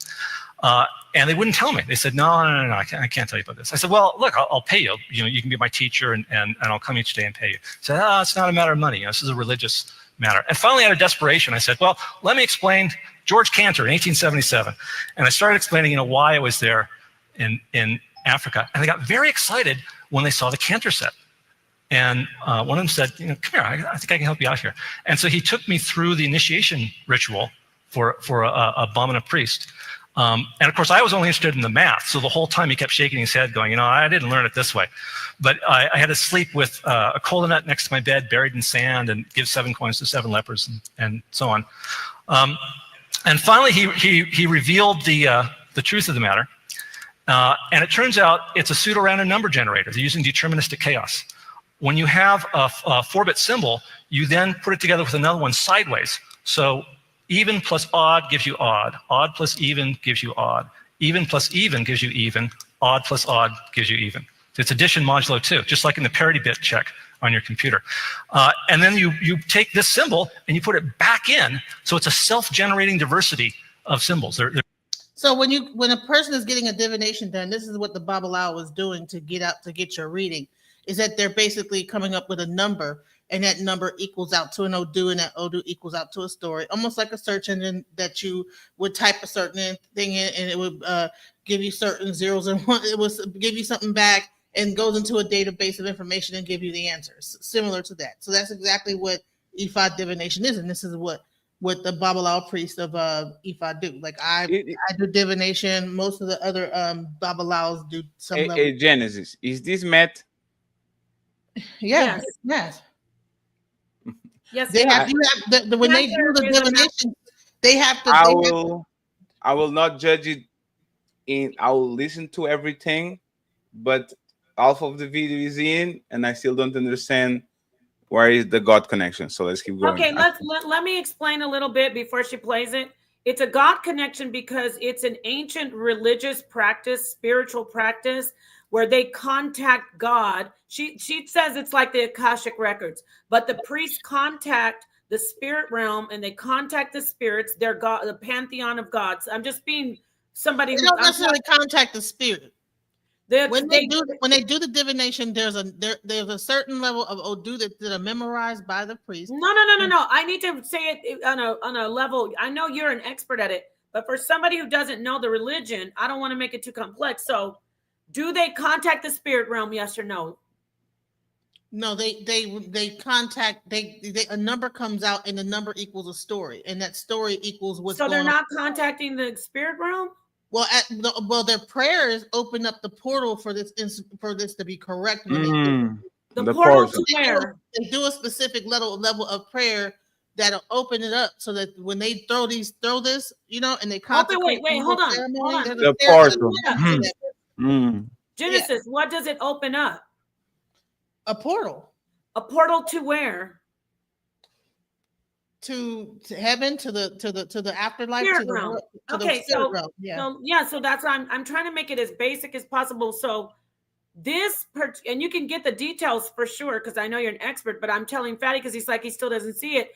This is a practice that they've been doing to contact the spirit realm, to contact to get the answers, the Akashic records. She says, but like gods or whatever spirits guide them to the Akashic records. Yeah.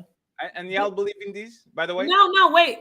Before she answers that, then the guy that you're listening to is a scientist and a mathematician, and he goes over there with the information from George Cantor, who is a mathematician who developed set theory in science, hardcore fact academic science. It's matching up with what already scientists have been what George Cantor discovered, and it works.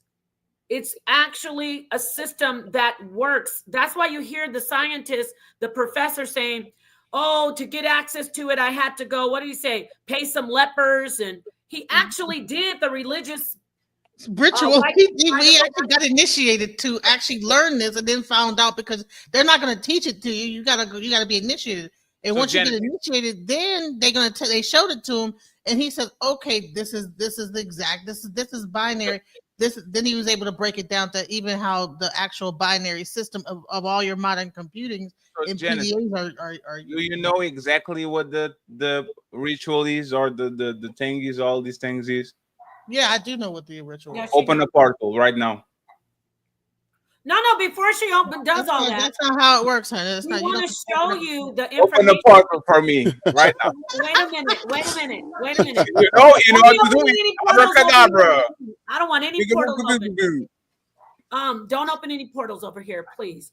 But I do want to show you the information. And Black Atheist, did you want to jump in before she walked away? So I'm really listening and trying to understand this concept. You call it the conceptualization of this God. I'm not hearing anything that would lead me towards a God.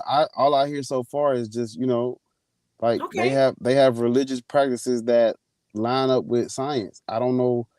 Pretty much. That's what. Yeah. And I'm tradition. It sounds interesting. It sounds interesting. Like it's something I need to look into and learn about. Because that sounds religion interesting. is very scientific and mathematic based. It's based in math and science. Yeah. You and I are in agreement 100%. Thank you, Tahiti. Even from the little bit that I'll be back in a minute. Okay. Even from the little bit that the whole thing. But I'm not going to miss it. I'm here. I'm listening. I got you. Okay. I'm gonna play the rest of this video so that we can get to the part where. Thank you for everybody for being here. Please hit the like and so let's keep listening to this clip. Go ahead. Thank you. We're truly using a kind of deterministic chaos in doing this. Now, because it's a binary code, you can actually implement this in hardware. What a fantastic teaching tool that should be in African engineering schools. And the most interesting thing I found out about it was historical. Pause it. Now, you see, Fatty, when we over here, we bring sources. We source up or shut up. So he said it is a binary code and a binary system. Go ahead. Implement this in hardware. What a fantastic teaching tool that should be in African engineering schools.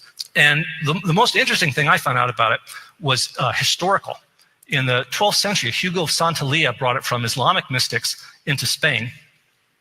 And there it entered into the alchemy community as geomancy, the divination through the earth. This is a geomantic chart drawn by for King Richard II in 1390. Leibniz, the German mathematician, talked about geomancy in his dissertation called De Combinatoria. And he said, well, instead of using 1 stroke and 2 strokes, let's use a 1 and a 0. And we can count by powers of 2, right? 1s and 0s, the binary code. George Boole took Leibniz's binary code and created Boolean algebra, and John von Neumann took Boolean algebra and created the digital computer. So all these little PDAs and laptops, every digital circuit in the world started in Africa. Genesis, can I pause that too? No, I can't. You have control of it. Okay. I just want to point out, he's naming a list of scientists. Granted, some are alchemists, but he's naming a list of scientists who pretty much this Bamana African divination system that they, set there's a groundwork set for it and they knew about it. Not just George Cantor. I just want to point that out. So go ahead. Thank you. Right. And so I wanted to show you guys what the actual Odoo e-file looks like so you can see. No. Not before you finish this, please. It's over with. That was it. No, you didn't show the with the houses and stuff. Is that what you're gonna show? Yeah, I was gonna show the actual how the Odoo and then the Cantor set and then the actual, what was it called? The I Ching. Because all those divination systems are similar and they all have that same kind of that's great how they do it. So this is the Odoo, as you can see, and this is how they do divination. So like I said, it's like a search engine. And when he talks about the binary system, this is how in computing, this is how computations are done. Yeah. And so we have been using, so all divination is a computation system. And these are spiritual practices, y'all. Yes. So and what spiritual? What did you want to? Go ahead, Fatty. Is that you like? What are you're describing? Some people describe alchemy as science. We put 2 potions together, and you put a little bit of dirt, and we rub it on your neck, and now the neck it doesn't work. Right, like your neck is good. No, but this is the thing. Like y'all are describing science and engineering. What does this has to do with God? I don't get it. It works. I think that works. The fact that we separate science and engineering from God is insane. No, please. When in Africa, God is all in one thing. There's no separation of God from. The video that you play should be a clarifying video so we can understand the concept. And now we are even more confused. What the fuck? What the hell? Okay, Fatty, what are you confused about with the video? Hold on, Genesis. Before y'all are describing. It looks like circuits. It looks like math. It looks like theology. It looks like engineering. What does this have to do with God? Okay, let me take this down. What we just saw is a scientist saying that he actually went to a village in Africa, an African region, a region of Africa, and he acquired ancient spiritual divination practice information. This information that is valid and it's useful for him, and it aligns with information that is in science that is founded in George Cantor's set theory. Okay. Now, the reason she's presenting it and because you're asking for show me something, it is impossible for these people who have done this for thousands of years to have known anything at all about what's going on in the secular world as far as with science and academics. How do you know? Because I was going to say, and in fact, the scientists and the academics, Fatty and Black Atheists, went to these ancient people, and they acquired their process that they use, and they took it from them and said, we're going to use this to make computations. What does AI do? Now I get it. I'm not a computer scientist or anything like that, but we know that it predicts, right? We use it for programming. This system is a divination system that actually does predictions, but when we talk about it does fortunes, futures, tells everything. And this is a system that they've been using. Now, yes, you could say, well, that's because it was human engineering and human ingenuity and human this. But they have been using it as as contacting spirits. And it has been, well, I know Genesis, I'm not trying to be disrespectful to your belief, but I have to keep it basic. Contacting the spirit realm. Yeah, tapping into it. It sounds like we're going backwards. This is what the Mayans was doing. Please, God, make it rain. I can predict this. And if we go to this and we rub this herb, we can predict that. Genesis said, I know what it is. I asked her to open a portal. She went to the toilet and she opened the portal. She came back. Nobody's opening a portal in here. She's here. Privately and open portals. No, it's fine. But what I want to know is, if this is actually proven, this is Genesis. What can we, like, if this is divinations and the ritual, what were the divinations that people kind of got it right that proved that God exists? Can you give me examples?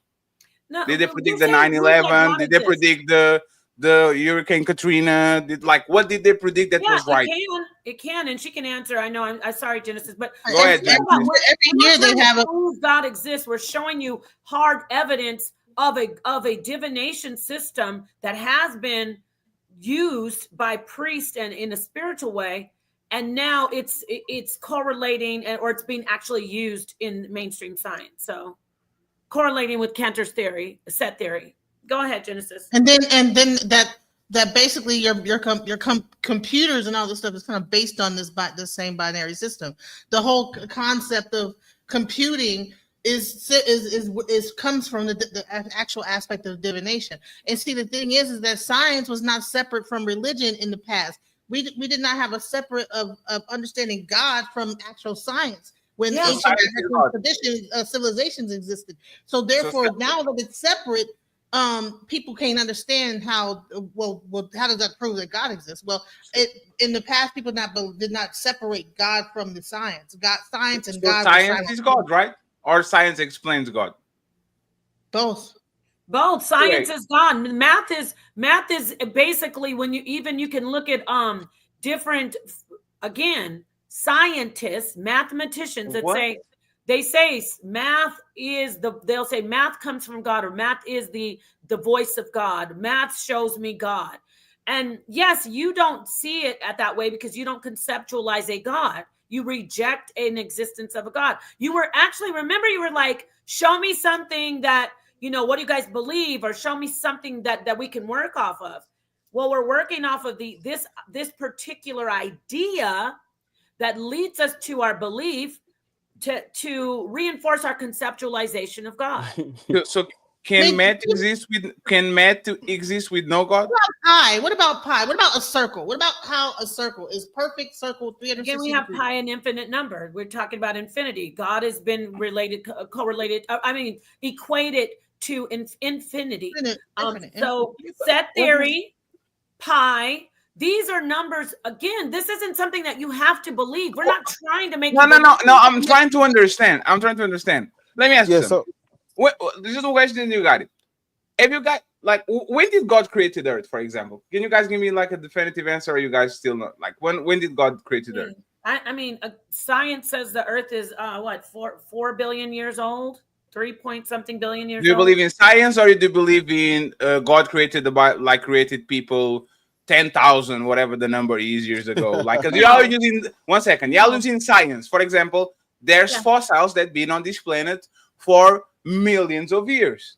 Science and the Bible actually don't correlate with each other, because the Bible says that the planet was created 0.00001% of the time that science actually said that we are here. Which one do you believe? Is in the science, or is in the Bible? Because you said the Bible is your kind of ground base for what y'all doing. Right. The Bible doesn't say a definitive number. It's between 6,000 and 10,000, something like that. Let's go with that. People they add it up and they add all this, but the Bible doesn't state a definitive number of when the earth existed. that the beginning, when you talk about the book of Genesis, the first and the second chapters, that was people wrote that down. There's so much esoteric knowledge in there. So the earth existed before humans were existed. You get what I'm saying? The earth was here. And so for me to believe, it doesn't go against the Bible. My point is, I follow science and the proof that the earth is billions of years old, and that doesn't stop me from actually using the Bible. Yeah, it actually does, because fossils of dinosaurs were founded that have millions of years. It goes against the Garden of Eden, the Garden of Adam and Eve, and like the God create. It goes against the Bible. Absolutely goes. Okay. Well, see, But they're for not talking me, about the Bible God though right now. No, but They they took- say that the past said that the base of our beliefs come from the Christian Bible. So what gives? right. So I don't, again, it goes back to before you asked me to lock me into something, and I'm fine. I have my own conceptualization. Everybody does. It's not just, you have different Christian sects that don't believe anything. You know, they conform, or I'm sorry, not conform. They form their belief of God and their doctrines off of their own concepts and ideas. You get what I'm saying? So I don't, because there's facts that the earth is billions of years old. We could it's tangible evidence, objective evidence. I don't subscribe to a 6,000-year-old earth. That's ridiculous. So who was here before, the dinosaurs or the men? Of course, dinosaurs. Science shows us that. Doesn't that go against the Bible? Not necessarily. So wait. What? I thought we Now was you talking want about to talk African about the divination, Bible. though. This is a different conversation. Yeah, I thought we was talking about the African divination ceremony. Right. Well, I think that because people want to get a more, I think the Bible outlines God in a more concrete way, whereas in African spirituality, God is like outside of a lot of, it's like there's nothing really there to describe exactly God. God is everything. God is science, math, technology, everything. Right. That's the same thing with even with the Abrahamic faith. God is everything. But let me say this about the Bible. The people who wrote the Bible, they didn't have the information that we have about dinosaurs. And okay, I get it. They say, well, you're going to go against God. And we have Black Sage rejoined us. He may have a different concept than I do. So when they wrote down the beginning, it wasn't, this is my concept and this is my belief. This is from my information, the data that I've received. Obviously, knowing that the earth is billions of years old, this was something written from their perspective. And it was whatever God gave them. I can still say they were divinely inspired, but whatever God gave them, they didn't have the knowledge, or they weren't given that information that we know now that the earth is billions of years old. It doesn't make me say, oh, that's a lie. I have to reject it. I can understand from what you just saw, what I just did. I understand what happened. And again, this is my position. Nobody on here has to take this position. So I think that, see the difference. So, okay, in African spirituality, at least with Ifa, the divination system has a way that everything that you could think of came into existence, and you could, and there is an actual Odu for it. So there's an Odu for dinosaurs. There's an Odu for pretty much anything that you could think of. There's an actual Odu on how those things existed. Like I said, it's like a database. It's like a search engine database, you know, and it is the first database. Just like the I Ching is like a database as well. Like a number comes out, it there's a story that it correlates to, it gives you an answer. And this was a spiritual practice, and there was no separation of the spiritual and godlike practices to the science. Science and spirit worked hand in hand. And it's just with the Western advent of science where it's beginning to separate itself and become, it has to be either God or science. Okay, thank you. And I just want to say, you see what Ben Frank said, who voted on that canon? again, we're going into the Bible. That was a great point. I don't base my belief only on what only I've been fed from the Bible. Like, I follow the Bible. I subscribe to the Torah in the Bible. That's what I mean. But I don't subscribe only to, oh, well, God said 6,000 years old. I'm not a creationist, and I pride myself off of that. You know what I'm saying? I'm going to let Black Sage, he's been gone for a minute. Anybody can jump in if you want to respond and talk about how ridiculous, and are we still confusing? I still don't believe. I still don't understand. Your definition of God is very open. DJ Genesis definition of God is a train wreck. Maybe Black Sage has a definition of God that we can understand, so we can start to have a conversation. Well, she said it. She said to her, God encompasses everything. That's what Genesis said. She said they're basically saying that God is everything. And this is what I ask her. Why call it God? Why not call it universe? But remember, we're not here to actually, one second, Genesis. We're not here to convince you of what our God is. We're letting you know that each person, what you're seeing, has a conceptualization of God. You do, Fatty, Black Atheist, Black Sage, Genesis, and I. Everyone, there is not one person who doesn't have a conceptualization of God. What is the literal translation of the word Yahawashah? Or what is the name of the God in the Hebrew pantheon? And what is the literal because in African, because we're saying the word God, but God is a title, right? So let's go into the actual name, because they say, well, why don't you just call it universe? So we're going into semantics and English and what language. So if you go to the true language and you actually look up, well, what is the name of God? In the name of the God of each religion is the exact description of what that is. So what is the actual definition of Yahawashah? God saves. That's what the word Yahawashah means? Yes, God.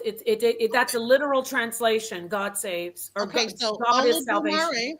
The actual name of God is God saves. No. She asked me the Hebrew name. And the name Yahweh or the name Yahweh means I am or God is. But I would, after you go, Genesis, I'm going to let you go, Black Sage. You can come in and add. I was like, where did he go? I know you have things to do. But so the literal name of the Olodumare, right? The Olodumare, the phrase, the owner of the source of creation that does not become empty. Okay, that's great. The all sufficient. Okay, that sounds great. And it's common. It correlates, or I shouldn't say, it's similar to Yahweh, which is what, Black Sage? What does the name Yahweh or Yahweh mean? Yeah, it is just as she said with the definition of Oluware, it is to be the self-sufficient one. It has many different titles, many different names, but it is we use the term the definitions of he as in not as in a masculine form or a feminine form, but in the space of it is understanding of he who exists of himself, right? Which spans both space and time. That is the essence of the creator, the essence and understanding of an intelligent designer. So it's a reason why these conversations always circulate back to the Bible, right? Even when you try to have a whole scientific forms about whether or not God exists, and they talk about, well, how come God can't be the Stay Puft Marshmallow Man or the Energizer Bunny, right? What is their definition of God? How comes it has to be the God of the Bible? Because that's what atheists argue for, right? Give us your definition of the God of the Bible. They're not understanding that antithetical rhetoric is their conception of God. So they do have a conceptualization of God. And this is what Sister Napah has been saying, that when atheists say that they don't have a concept of God or a God concept, that's wholly incorrect and false, right? These are just arguments that have been on repeat. But the argument of whether or not God exists, that has been dealt with by scholars. We talked about Anthony Flew, right? I believe you played some of the video, right? I played some Anthony Flew, and it kind of, I think the brothers they said that it was obscure. Okay. Well, they say he about to die, and that's why he's changing up his religious stance on atheism, because he's about to die. That's what they said. Yeah. Well, actually, that's a childish statement, right, to make. And is my interpretation and my concept. Just like you have your way to interpret things, I have my way to interpret things. There's nothing to do with childish. It's to do with my interpretation. No, let me explain to you why. Right? Because to simply dismiss something, right, with having full knowledge and understanding why he made the change, is an immature stance to make. So, and disingenuous at best. So simply just to dismiss it, right? I tell people all the time, cognitive dissonance is a disease. Cognitive dissonance is the inability to accept new information. Actually, that's not what that means. Cognitive dissonance is when you have two contradicting opinions on your brain. It has nothing to do with you believing in something that you like. That's not the definition. I didn't say anything about believing anything. I said it's the inability to accept new information. That's not the definition of cognitive dissonance. Cognitive dissonance is me thinking. Oh my God. And here's the problem with most of you guys. This one, Fatty, I'm going to let him go, and then I'm interrupting. Can you define cognitive dissonance, please? Define it. I guarantee you, if you pull up an encyclopedia, right? And we'll do that in a second. When you're done, cognitive dissonance. Finish up backstage, and then pass the mic to him. So, just give him a minute. I'll definitely do that. The problem with atheists is that they have no concept of what they have a concept for. They're just saying, no, it isn't. That's not a rebuttal. I don't have to prove to you what God is for me. I don't have to do that. What you're arguing is, prove to me that the God that's written about in the Bible exists. That's why he always comes back to the Bible. Right. That's not why. It's because Napah said, I use the Bible as, oh my God. She said it, not me. I didn't introduce the Bible. Napah did. My personal belief is, though. But that's what Napah said. I didn't introduce the Bible. Napah said. Even if you you can go and keep making up things that I didn't say. Go ahead, sir. We're gonna get you talk, Fatty. We're gonna let you come in after him. No, it's fine, but it's just saying things that I didn't say. This is crazy. Okay. So this is what I'm saying. So when people talk about their concept of God or lack of concept of a God, trust me, many atheists have a God complex. Do you understand that? They have a God complex. No, I don't. Yeah, because you have a God complex. Because what happens is that you believe that what you're saying is correct. No. So thank you. So watch this. So if you don't believe that what you're saying is correct, your argument, if you don't believe in your own argument, or that your own argument has any validity, then what is your basis for your argument? No, I'm questioning things. I'm questioning things. I might not know how to fix a road, but I know how to detect that the road is effed up. And I'm telling the construction worker, hey, you see, you asked me a question. You asked me a question, right? You asked me a question, right? Didn't you ask me a question? Didn't you ask me a question? But are there people who exist that know how to fix the road? Absolutely, but they can prove it. So why wouldn't you, as an intelligent man, go to the people that know how to fix the road. Because they can show it to me. They can say, here is the road. You ask me another question. You keep asking questions and then not be quiet. Okay, I'm going to put up a timer. No, I will do this. I will do this. Don't ask me questions if you don't want me to answer. Okay? Make a statement. Because you keep asking me questions and then you keep talking. You kind of nobody said nobody wants you to answer. What I'm saying to you is don't blow past the stop sign. So don't blow past the stop sign when you ask a question. Let me answer, right? Remember, we gotta have a dialogue here. So no, it's fine. I just want him let him answer. Black Sage, I just want to establish this, right? Don't ask me a question if you don't want me to answer. Make statements and move along, please. That's all I'm saying. Don't ask me questions if you don't want me to answer. Go ahead. Nobody said that. I don't know where you're getting that from. I don't know where you're getting that from. Continue, sir. I just established the precedent so people don't say that I'm interrupting you. Go ahead. Yeah, but I don't know where you got that from, though. What? Nobody wanted you to answer the question. Why don't you go to the construction workers? Why is why a question? Is why a question? Yes. Is why a question? Yeah.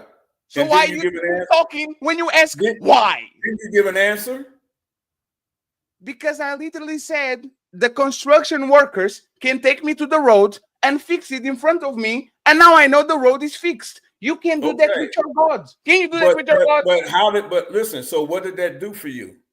Right? It proved that roads can be fixed, and this is how the roads can be fixed. Can you explain me your God? Yes, so absolutely. So okay, prove it then. So let me prove it, right?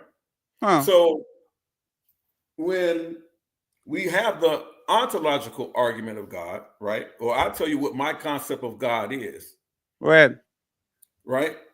My concept of God is there exists in a universe, right? What we know as the universe, an intelligent designer, right? There for every act, for every action, action, there's an equal and opposite reaction, right? So if we have a beginning of the universe, right? Whichever argument you take, the beginning, even if it in itself suggests that there's something that caused it. You're speaking about causality. Yes. Right? So we're speaking about causality, then scientifically, if you're arguing that causality must exist without an agent causing the action. Okay. If not, what you're saying is then that the universe itself then is aware of itself to create the cause and effects that we see today that created the planets, the stars, the constellations, and eventually you and I sitting here talking today. Okay. There is a cause that exists. Now, what you call that cause is up to you. Some call it Olodumare. I may call it Yahweh. You can call it James Brown if you like. The Big Bang. At the end of the day, if you take that same concept, this is what the biblical narrative tells us. Okay. That there is an intelligent designer and a creator. And this is what Anti-Flu, the famous atheist, came to realize, right? That there has to be an intelligence in order for us. Because what happens is, have you ever played the game Scrabble? And I'm going to land my plane right here. Anybody ever played the game Scrabble? Yes. Yeah, Scrabble. Okay. And you know, like what you do, what do you do with Scrabble? They give you a bag and they have all the little wooden letters in there with the numbers, with the letters on it. Yes. What atheists want us, what atheists want us to believe is that without any cause or any action, this bag of letters that you get in Scramble, someone threw them up in the air. And when the little square pieces fell down, they all fell down and landed in the perfect sentence. That's what atheists want us to believe. That's not what we want you to believe at all. No, because there's billions of stars, there's trillions of planets. Oh my God. Okay, I'm gonna let him talk. After, are you Yeah, go done? ahead. Okay, Go so ahead. Black Go ahead. Atheist, real quickly, Black Atheist, you can always come in when you're ready. I'm just letting you know you don't have to be quiet. But Okay, I'm gonna let yeah, Fatty yeah. go. Fatty wanted to get in here and go ahead. I just want to make this sure. What is your like? Do you believe in a particular God? Do I believe in Black a particular God? Yes. I believe in an intelligent designer power of God. Many people No, call but him do you by believe in a different names. particular God, like a specific God? I believe there are many gods because people make a God out of what they want. Now, I believe my belief follows closely to what I read in the biblical narrative in So you some believe part. but it also lines up with what I see in IFA divination systems. It also lines up in certain parts what I see, what I read in the Brahmas. Right? Wait, so you believe in the God of the Bible and in multiple gods? Yes, the God of the Bible talks about multiple gods. Yes. So one God created other gods, and then they created the earth or whatever. That's what you believe in. No, what I believe is that people make gods out of whatever they choose. No, I'm asking you, what do you believe, sir? Because you kind of told confused you. me. You said I just multiple told you. gods, and I you just said the told you. Bible. Do you I like? just told you. I believe. I just told you. Listen, Fatty. Huh? I just told you. I believe that there are multiple gods that exist. You can make a god out of your car. Wait, can you repeat it again? I said you can make a god out of your car. You can make a god out of that hat on your head. You know why? Because it's a concept that's purposeful and that's purposeful and defined by the individual. You can make a god out of your girlfriend, your husband, your wife, your children.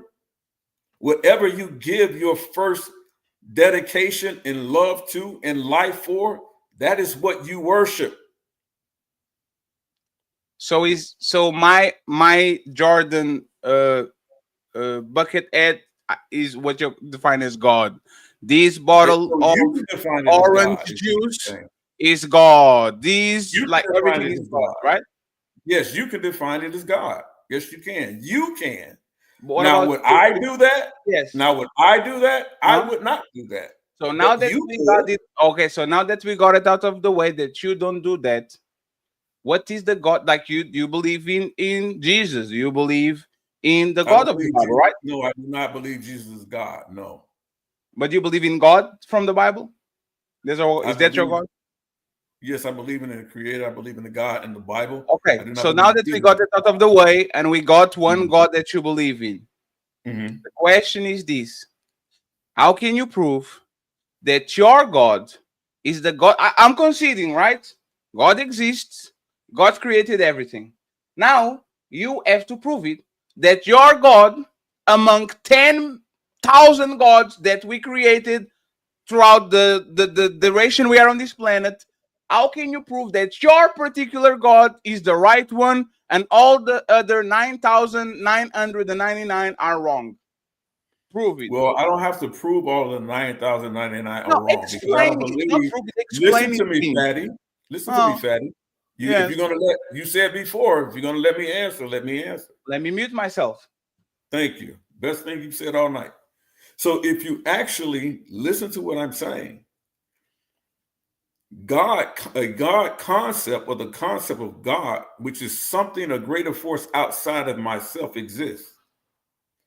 What you call that, or what I call that, closely more aligns with what I read in the biblical narrative. Does the biblical narrative tells us that there are other gods that exist? It absolutely does. It tells us that there are other gods. I wanna jump in and ask Napa, without the respect, he didn't answer the question. What you want What to was try? the question, Black Sage? What was the question? Ask the question again. No. I actually want to know if you were paying attention. Hey, Black Sage, the toughest environment. What was the question? What did I ask you? Prove that my particular God exists. Did you answer the question? I was getting there. Go ahead. Okay. So my concept of God, which closely aligns with what I read in the biblical narrative, how I prove that is specifically what I spoke to you just a few minutes ago, which I know you don't listen very well. When you talk about causality, I believe my God is the power behind that causality. How does For that every prove it? How action, does that there's prove it? Oh my a God. reaction. Now, people in the E5 definition system, I'm just saying it because I sit on the panel, they can call it that as well. Because what we do know, the God that I serve has been called by many different names throughout time. Now, Yeah. people's conception of that throughout time has changed based on their environment, right? Based on their relationship, based on their experiences in life. That concept does not change. Only people's experiences change. And with those experiences, you come many different names. And sometimes out of that, you get many different systems of belief. Yes. But it doesn't change the fact that the principle still exists. The principle is that intelligent designer.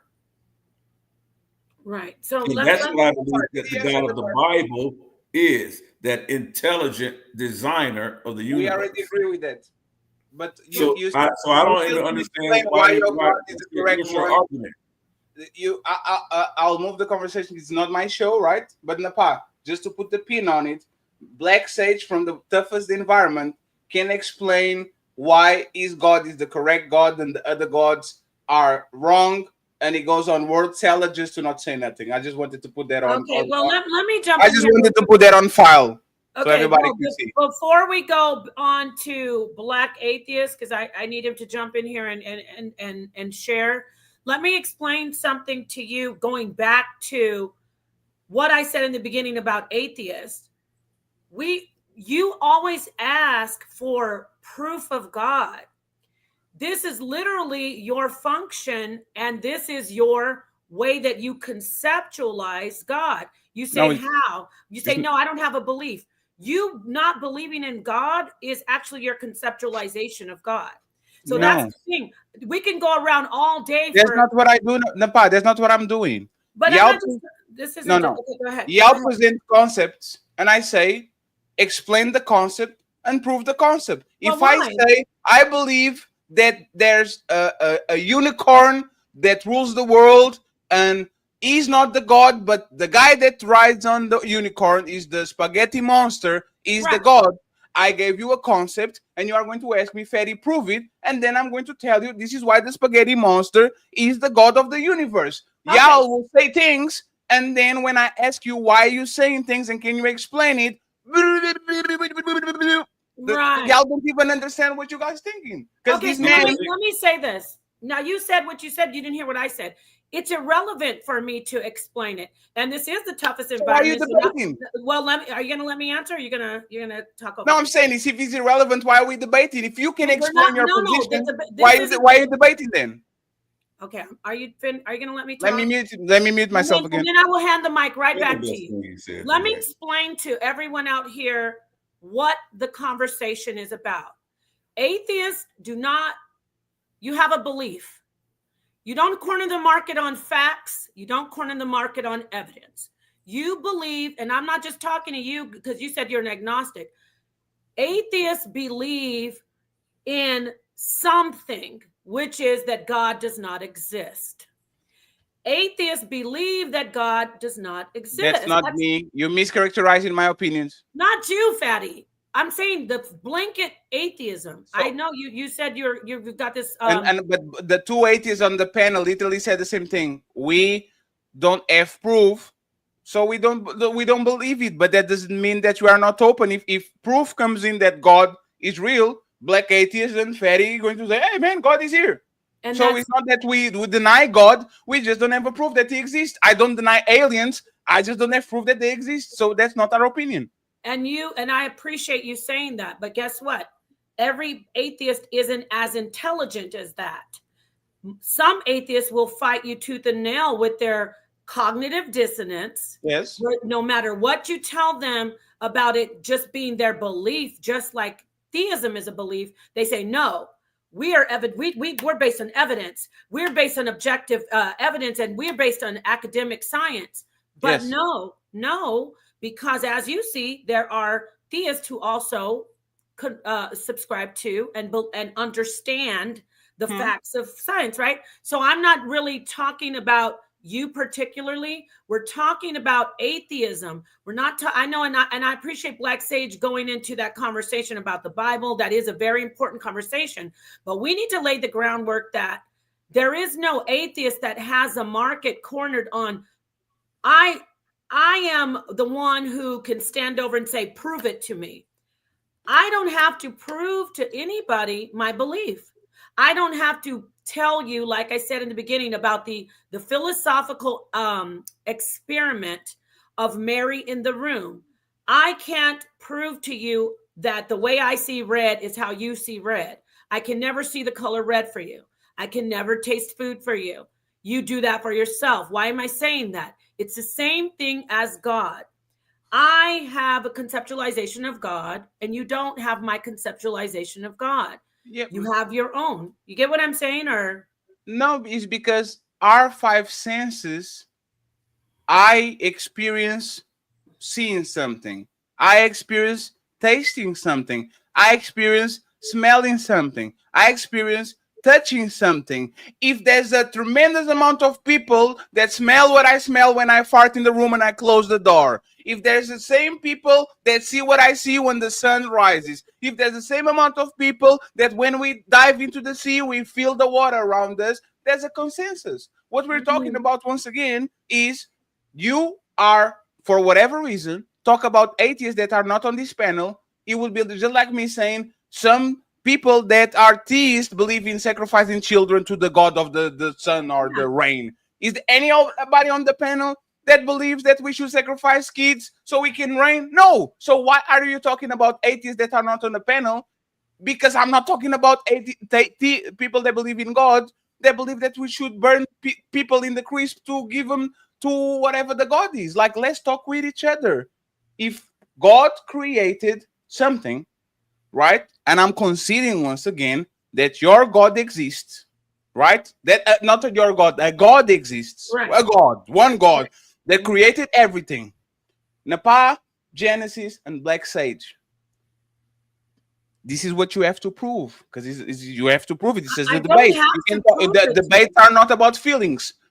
No, what no, makes we're your not. God First off, right? we're not doing a debate yet. It's first off, this is a conversation, but we can lay the groundwork for actual debate on this. But let me what say was this. on the title? Like you changed the wallpaper. I don't know if the wallpaper was this. Oh but no, like, I said theist and atheist. That could be the debate.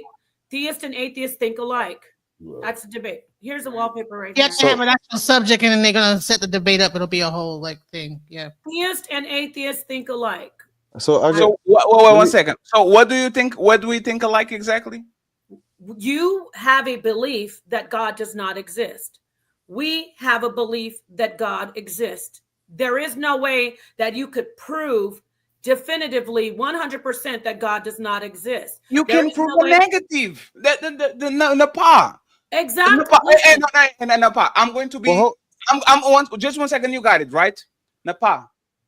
How can I prove that Jon Snow sucked a fat one yesterday? I can prove it. Hey, Jon Snow, prove that you were on a room with 7 men yesterday. You can prove a negative. You can, but you can't prove that God exists, and you can't prove that God does not exist. So prove it. So if I'm saying I can't prove to you that God exists. I can show you my proof. Listen to me. I can show you my proof, and I'm going to perfect. Show me your No. proof. My proof is not relevant in this conversation specifically. It's not.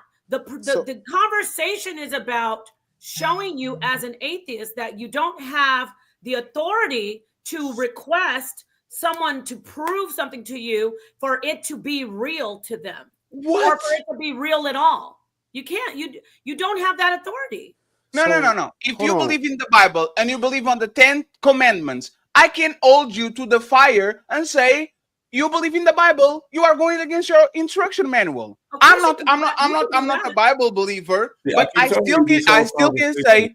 if you are a Christian and you do blasphemy, you murder, you do this, you do that, I can hold you against your own set of beliefs and says you are not a person that is in this because you are going against the people, or you're going against the teachings of the Bible. I can hold you against your own beliefs, right? You can hold me because I believe it, not because you believe it. So it has nothing to do with you. It has nothing to do with you. So how can you besides the fact that I subscribe to it? Listen to me. You're not it's fair. This is okay. Go ahead. What do you want to say? If you is like staying, and then I'll be quiet for 10 minutes. If you believe, so if I can judge you or can hold your feet to the fire because I don't believe in your sets of moral standards, religion, whatever, why you as a person that believes in God can judge an atheist when you are not like me, you don't believe in my set of values, principles? Like, why can you judge me, a theist, and say that I'm wrong, but I can judge you because I'm not a person that believes in God? Why can you come to the side of the road and tell me what I think and what I feel? And Black Sage did that by calling me childish and infantile, whatever the hell he did. But I can do the same to you. Explain that to me, please. Okay, and then I'm going to pass it to Black Atheist. Yes, Miss. I'm sorry, Black Atheist. I apologize. No, you're good. You're good. Let me say this. I am not saying it's both sides. There are Christians and people who believe in, especially Abrahamic faith, who have proselytized and forced their belief onto people and persecuted and even executed and murdered people for their beliefs. I shouldn't have said that word, but unalived people for their beliefs. If they are doing so, they are out of order because they don't understand that they have no place to try to force their belief onto somebody when it's impossible for someone to force your belief onto another person. And then they actually say, oh, now I believe like you. Thank you. That's like brainwashing, taking someone out and programming them. I'm talking about the concepts and the belief turning into an entire concept. And that is what I'm trying to impart. I mean, I'm going to pass the mic over. I know probably people want to jump in, Black Sage and DJ Genesis, but I want Black Atheist to jump in. And then I want to show you once again, I've been showing this information. If you guys are okay with it on the panel, I want to show you the experiment because I want this conversation to move more into a type of conversation on consciousness. I don't want it to take over as consciousness, but I do want you to understand what I mean by conceptualization. And you know what I'm saying? It's not just cut and dry, like you broke the Torah. So you're not believing in God. Because even when I break Torah, I still believe in God. I did something against the God that I believe in. So I said a lot. Black Atheist, go ahead. So I'm listening, and I keep asking myself, so like, are y'all saying everybody's concept of God is real? Like every God exists? Is that what y'all saying? Everybody's concept of God is real. Yes.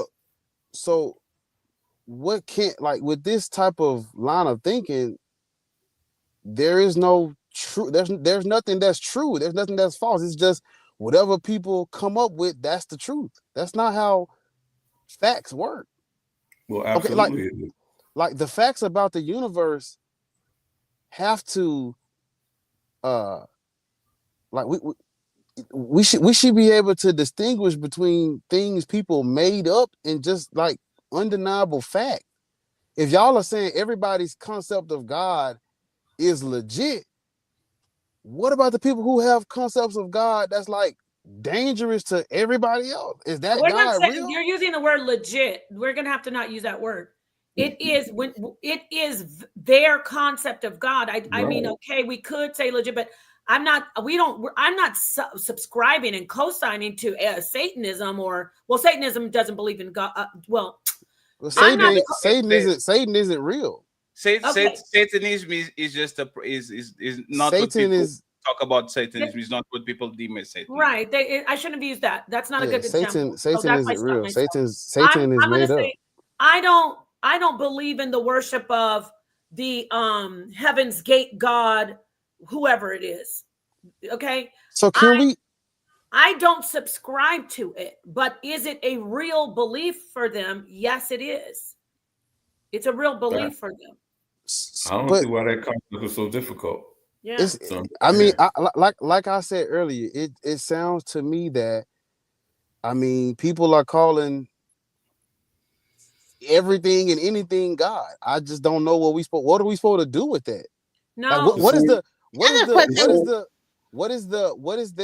why is there a need to even have a conversation if everybody's calling everything God? It's like, it's no point of talking about it. It's just, well, the tree is God, the sun is God, water is God, life is car God. is God. Forget It's my like, car. what are we even talking about? It's like when somebody say, why did y'all think that God was something just like a man or something walking around? Why did y'all think God is in New York hanging out on Manhattan in Times Square? Like, what y'all thought? What did y'all talking about? All I'm saying is, if God is everything, what are we even talking about it for? It's everything. What are we talking about? It's not. It's like if you're saying God is everything, what are we talking about? I'm trying to see, like, what is the need to say? Like, y'all are saying that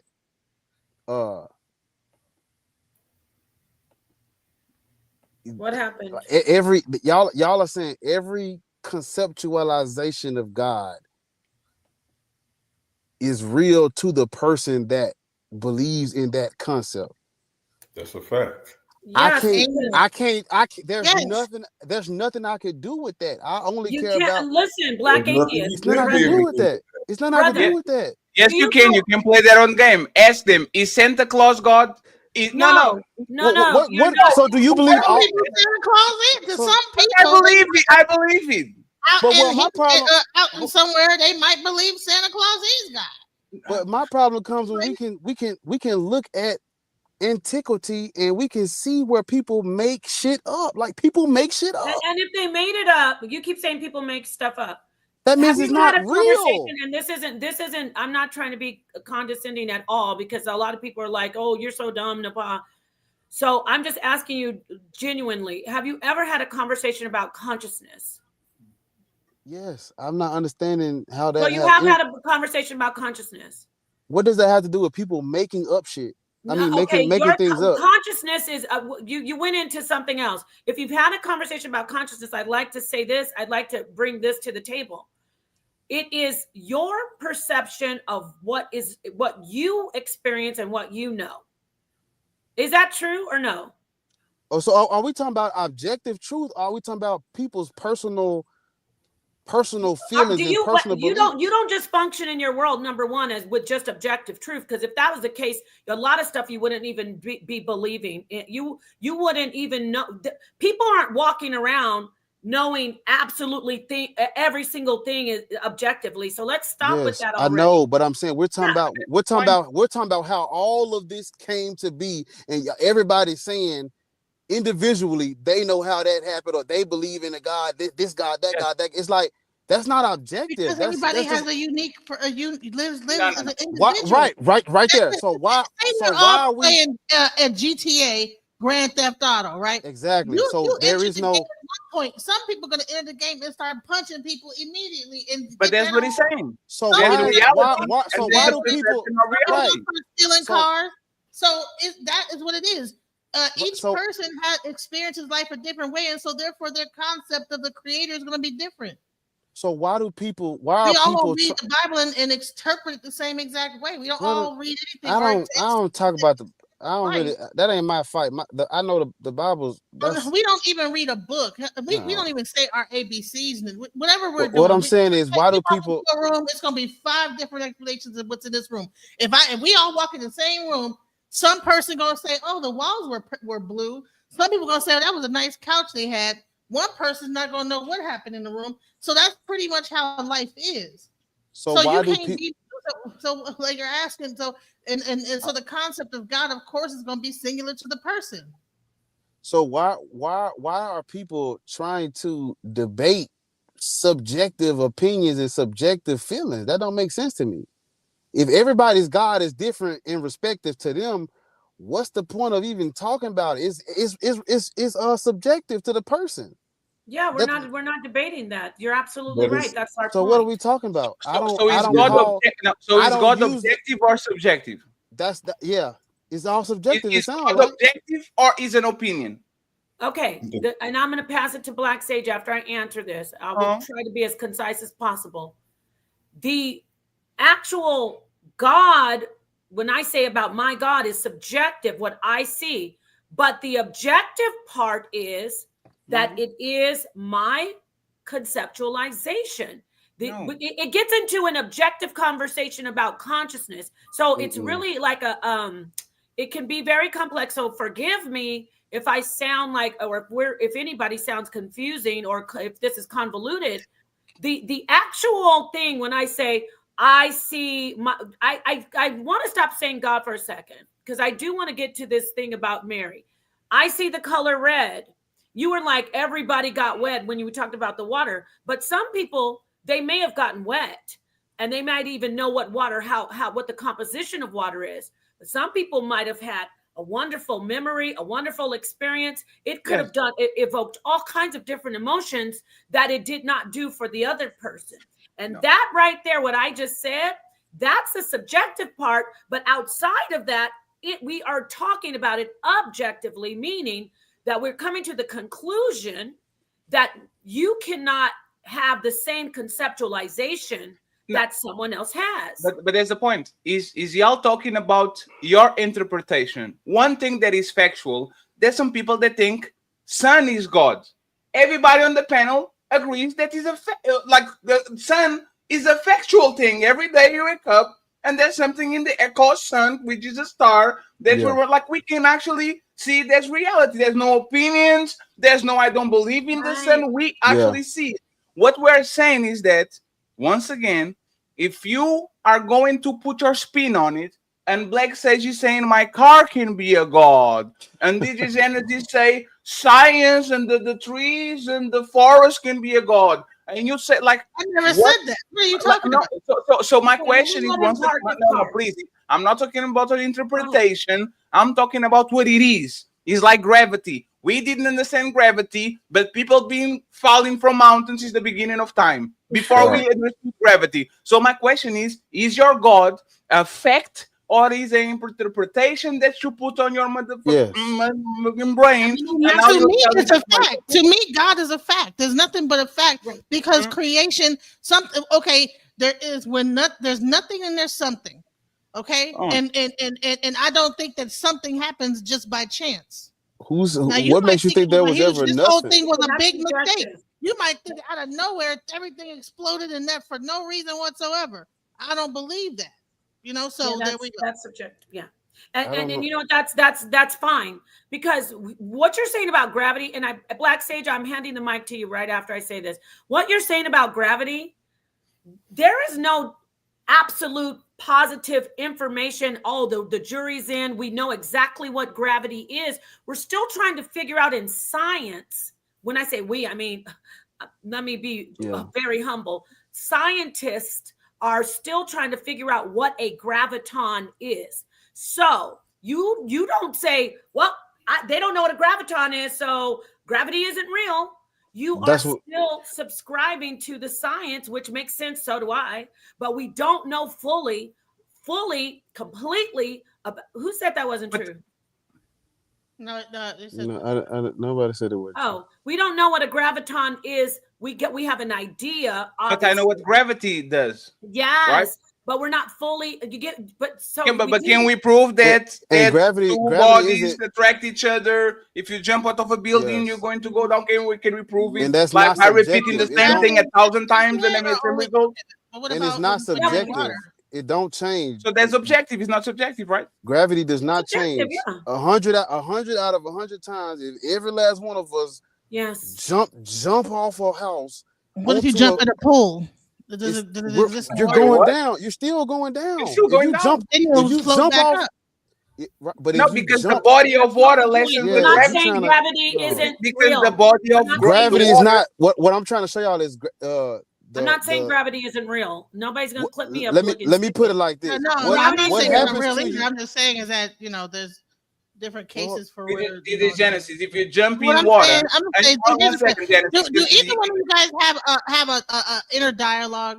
Do you Black Atheist and Value? Do you guys have an inner dialogue? Do you hear Inner dialogues has nothing to do with external Let me things that exist in the universe. no, there's a reason why I'm asking I you. don't have to have an internal dialogue for the stars to exist. They exist with me thinking or not thinking about them. They're still there. Yes, we're okay. We're No, the reason why I asked that is because, like, okay, where does that internal dialogue come from? What is my brain? My brain shoots my neurons, and like I think about things. Like, what does that mean? Consciousness. That's where it comes from. It's No. It comes from my brain. You Yeah, can literally well, see. you say You it can comes from the literally see brain. brain activity. You can measure it when you're Yeah. thinking about certain things. When you are aroused, when you are in your feelings, certain parts of your brain react. It's not about So consciousness. do you know there are people out here that do not have an inner dialogue at all? So then what is up with their brain? They have an inner dialogue. We're going Because inner all the dialogue way is off the rails. We're going into inner the dialogue is you thinking that Jesus Genesis. If you're thinking to yourself, there's an inner dialogue, even if you be the dumbest person in the planet. Yeah, No, there are people that don't think to themselves. They don't have an inner dialogue. They don't. They just follow the trends, but they think for themselves. No, I'm saying they don't have an inner dialogue. There's people that do not. They do. If you fart on the room and close the door, I can think, oh, it stinks. I don't have to say it, but there's an inner dialogue. I'm thinking to myself, this fart stinks. Do not have that. See? Yeah, but let's take a pause on that real quick, and I'm gonna go to Black Sage. Black Sage. Yes. No. So Napa, you have the settings where every time it came down. I know. I don't know why it's doing so that. don't get scared every time it came down. No. it's I can because- see you backstage. I know you're here. Yeah, but he's the guest. And then one of my followers is asking Romans 1:18. Like, if you know what Black Sage. You know what? I see you're here, and that's right. I did change the settings. God, you told me that. Thank goodness.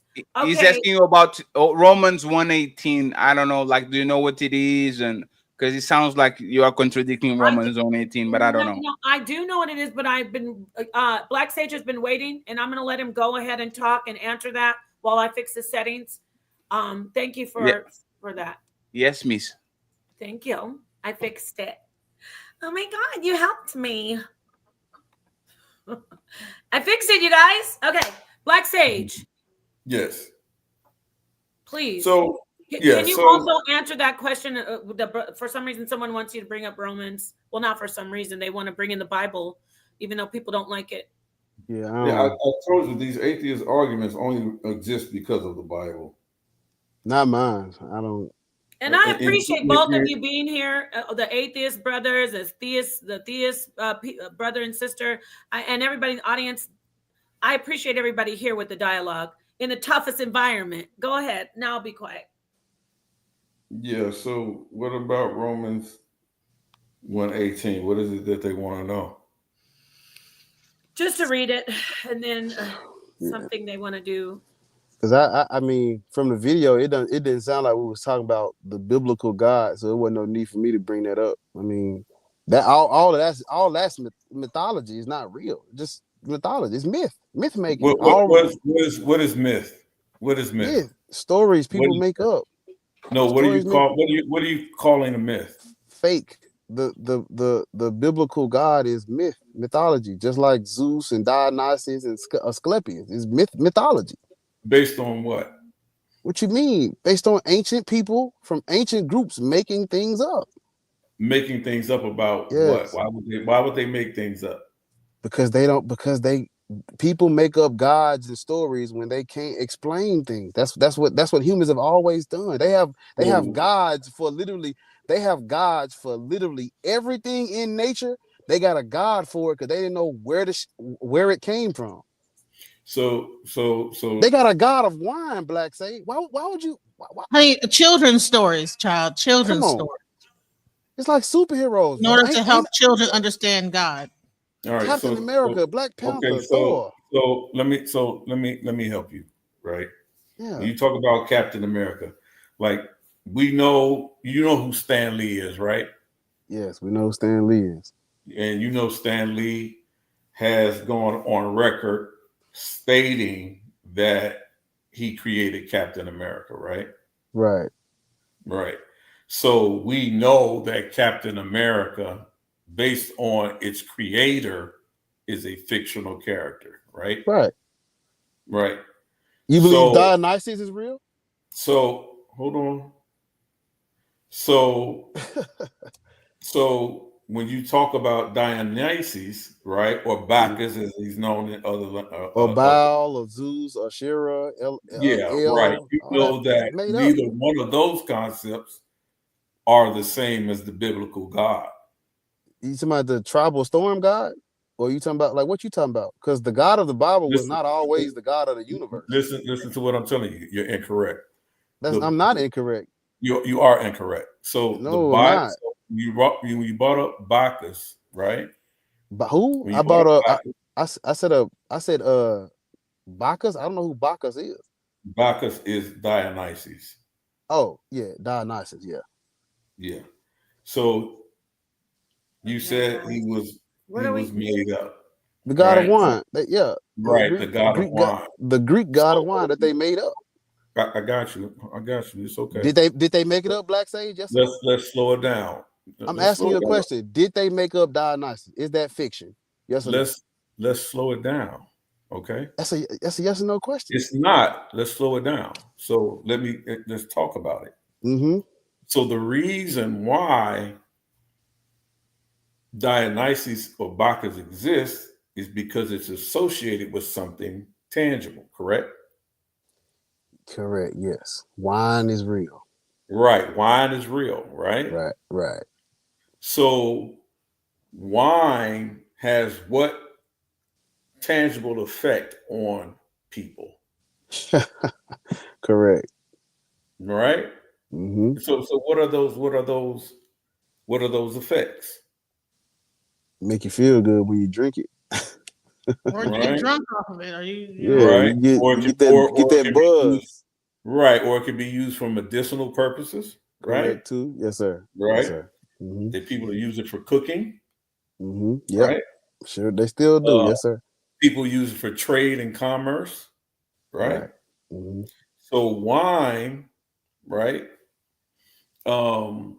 exists, has a significance in the human experience.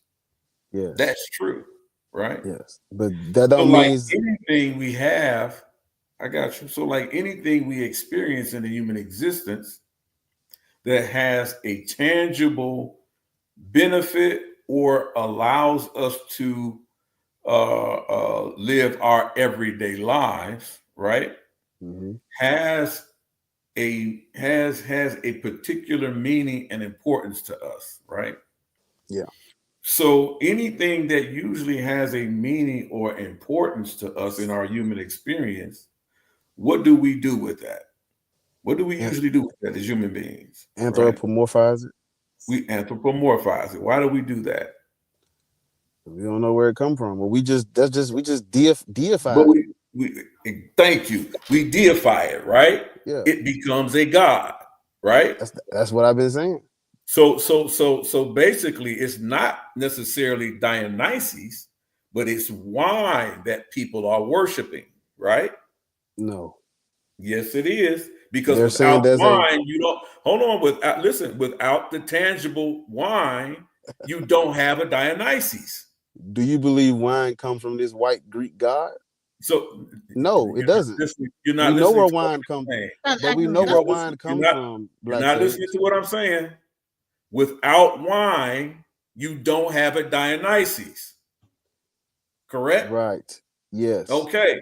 So with that being said, we know where wine comes from, Black Sage. It doesn't come from a man in the sky. That's not what I'm asking you.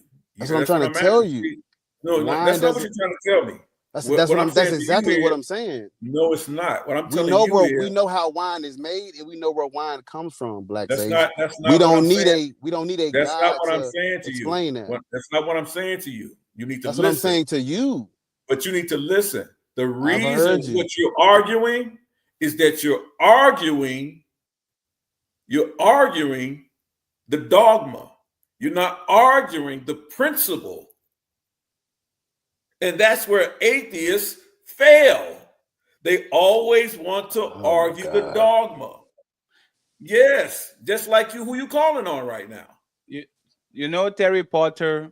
Okay, hold up. There's a difference Are you between understanding what I'm principle saying? and dogma. Is it just me, or Listen, you understand what I I'm saying? understand what you're saying. You arguing the dogma. I'm not arguing for the dogma. I'm telling you, we don't need fictional characters to explain things. We know where they come from. That's what I'm saying. No, listen, because they use those fictional characters to teach their children about certain things. But we know better now. Why would I lie to my like children when I know mythology better? is meant Why would to I lie to my children when I know better? I know Santa Claus ain't real. But let's say on what he said. Let's say Why do I want my please. children living in delusion? We know Okay, better now. let's stay on what he said, please, for a second, right? Like, think about it. Captain America were written by humans. Harry Potter were written by humans. And the Bible were written by humans. All of them lie. All of them make up stuff. All of them put things and embellish things so we can be a little bit better. What is the difference? Since the Bible was written by man, is it possible that man wrote a fiction and man lie and man use little books to control people and to get them to sell things and buy things and all that? Like, all of those three was written by man. Why do you believe in an absolute book that was why do you believe in a book that absolutely was written by man, but we don't believe in the other books that were written by man too? Why can one of them be a concrete lie and another one can be an absolute truth? Why do you make a decision between two books that literally were written by man? Well, they actually say that actually the 6 first books of the Bible are actually Hebrew mythology. We know that. So we know that. All of us know that. Right. So what's the difference between so what is the difference between that and Spike Lee? It's made up. The whole objective is a story to make a point. You know what I'm saying? No. What? So okay, right. I can tell you, Spider-Man is to teach people when they become teenagers to be righteous and be friendly New Yorkers and treat the next person better and give their life for their loved one. Right? I can literally make a team about any single book. Any single and then people 20,000 years later find this stuff and be like, oh, and they say, oh, see, Harry Potter, he was the chosen one. He had we couldn't. It was Satan was after him. The Harry Potter and Jesus have very similar stories. If you actually look at it, Harry Potter and Jesus has very similar stories. All of them were written by man. What stops me? 2,000 years from now, somebody like we have a massive we lose a bunch of science, we lose a bunch of technology, and then somebody found a book buried in the dirt that says he was the chosen one, and he had a scar on his eye, and he had to run from the one we should not say his name. Like, why is the difference between humans writing the Bible and humans writing motherfucking Marvel stories? Like, what is the difference? Okay, so this is what I keep saying about you people. Your only argument is based on the Bible. That's it. You have no argument. I haven't brought up the Bible still. You brought the Bible. Nepal brought the Bible, not us. Listen, bro. Listen what I'm saying. There are other gods that predate biblical gods. Listen to what I'm saying. To bring it up.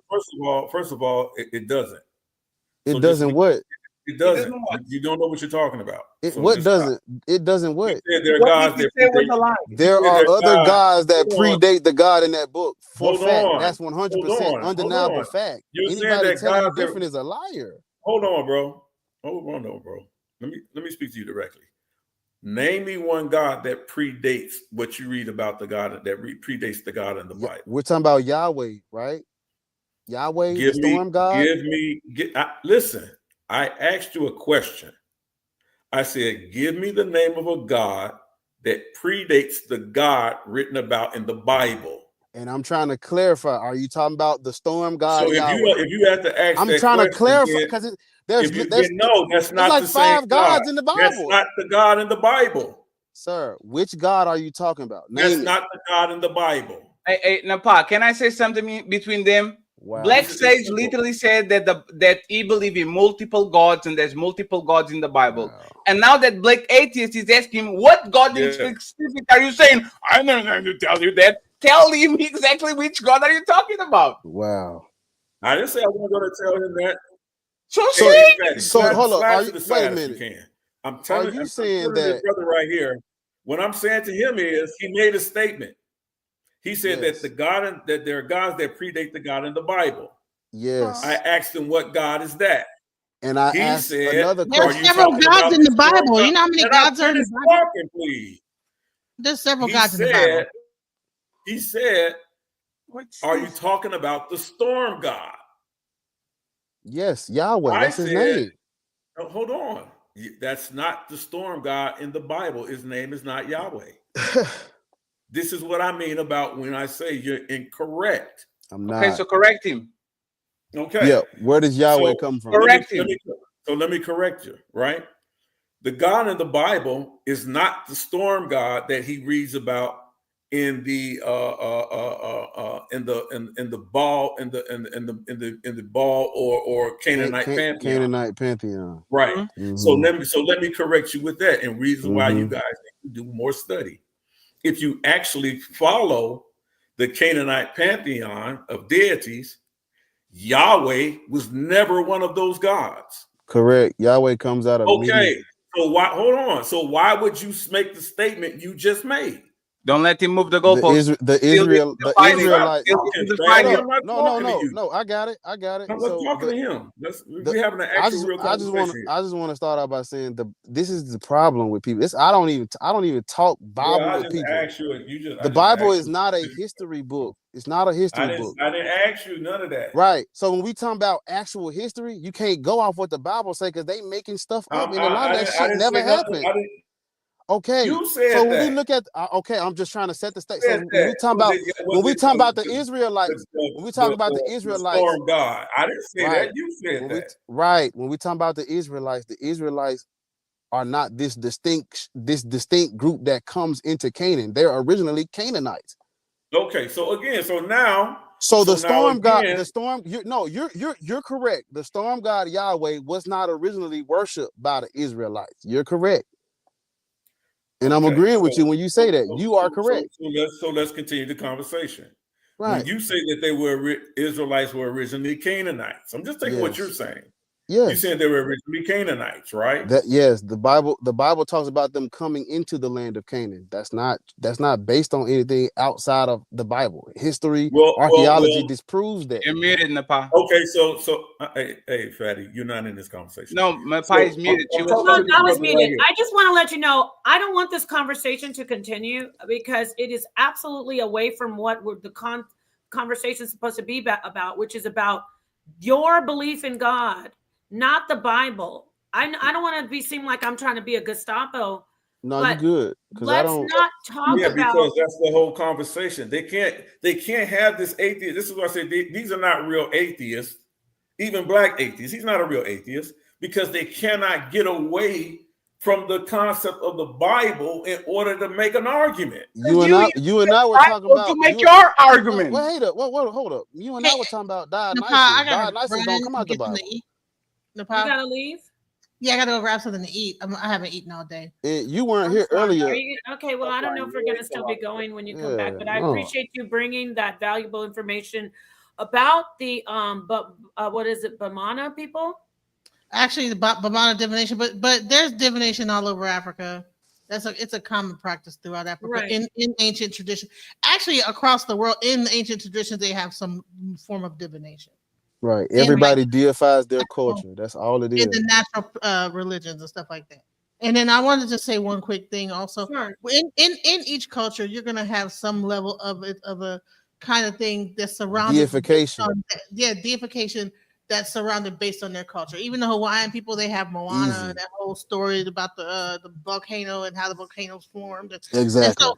And it's all these stories are really just meant to explain how something happened. Now, whether or not the sun god came down and the dragon and whatever, and then the dolphin flew up and knocked on the moon and shot an arrow up at the, of course that probably did not exactly happen, but it did. It's made up. Things to explain something, to make a point, usually to tell a story or to drive home something about morality or whatever. So I mean, and I think that there's a reason why people came up with these things. I don't know whether, our brains wouldn't do this if there wasn't a reason for it. Our brains wouldn't come up with these stories. I don't know if the bees are up there like bzz, bzz, and bzz, to their people and saying talking about God. I don't know, but for some reason, as human beings, we do this. So, I mean, there must be a reason why. So, I just want to say thank you for having me. Thank you so much, Genesis, for joining. All right. Peace. Peace. I interrupted you two brothers, the two gentlemen, because I wanted you to get back on the conversation and on the conversation of the conceptualization of God from each individual. I can hand it back over to Black Sage or to Black Atheist, whoever. You conceptualize God. I want to get into that because when Black Sage said you're not typical atheist, you're not. Because there's only three. Go ahead. There's only three type of gods. Either you're talking about energy, the universe, or you talking about the fucking. I'm sorry. Either you talking about energy, the universe, or a man or woman in the sky. Them the only three. The rest of that stuff, it's like.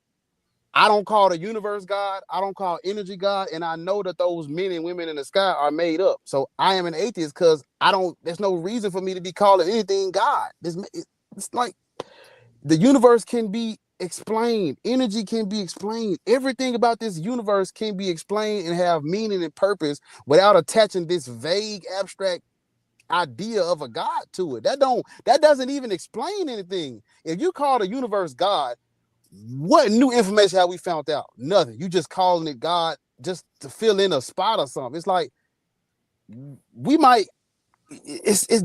calling it God does nothing. We need to be digging more and trying to figure out more answers than just saying, oh, that's God. Like, what do we even? That's just a vague, abstract nickname that people give everything they can't explain. We don't have to do that. And that's go ahead. I'm gonna let you finish. Because not if, but when better explanations come out, we eventually gonna get to a point where nobody's calling anything God because we can explain it all. Until that point, God exists. So yes, God exists where there's ignorance. The argument from ignorance is all y'all got. We don't know, therefore it got to be a God because we can't explain it. Once we get the answers, you got to throw that stuff out and we can just explain it. You don't have all the answers though, Black Atheist. You That's don't. what I just said. None of us do. So we're all ignorant. That's what I just said. Yeah, so basically you believe. They don't have an argument. I'm sorry, what? This is what I'm going to show you something. You have a I don't believe what you believe. I'm saying I don't know. Y'all just call it. Go ahead. Y'all don't know and I don't know. Exactly. The only difference is y'all are saying a God did it, and I'm saying I don't know. I don't know anything. And exactly. So that's your concept. So I'm an atheist because I don't call it God. I don't believe in God. That's it. What did you want to say, Fatty? Go ahead, Fatty. What did you say? No, like if there's y'all concept, if you say I believe in a unicorn with a rainbow fur, and he says I never saw it, so I don't believe it. It's not his concept; it's your concept. He is analyzing your concept and saying, I don't believe in it because I don't believe in it. But you have a concept. You are not claiming ignorance. You are actually claiming that you know stuff. You know what's created. You know where we came from. Wait. So we're not the same. So we're not the same, right? We're not the same, right? But Fatty, does he have a concept?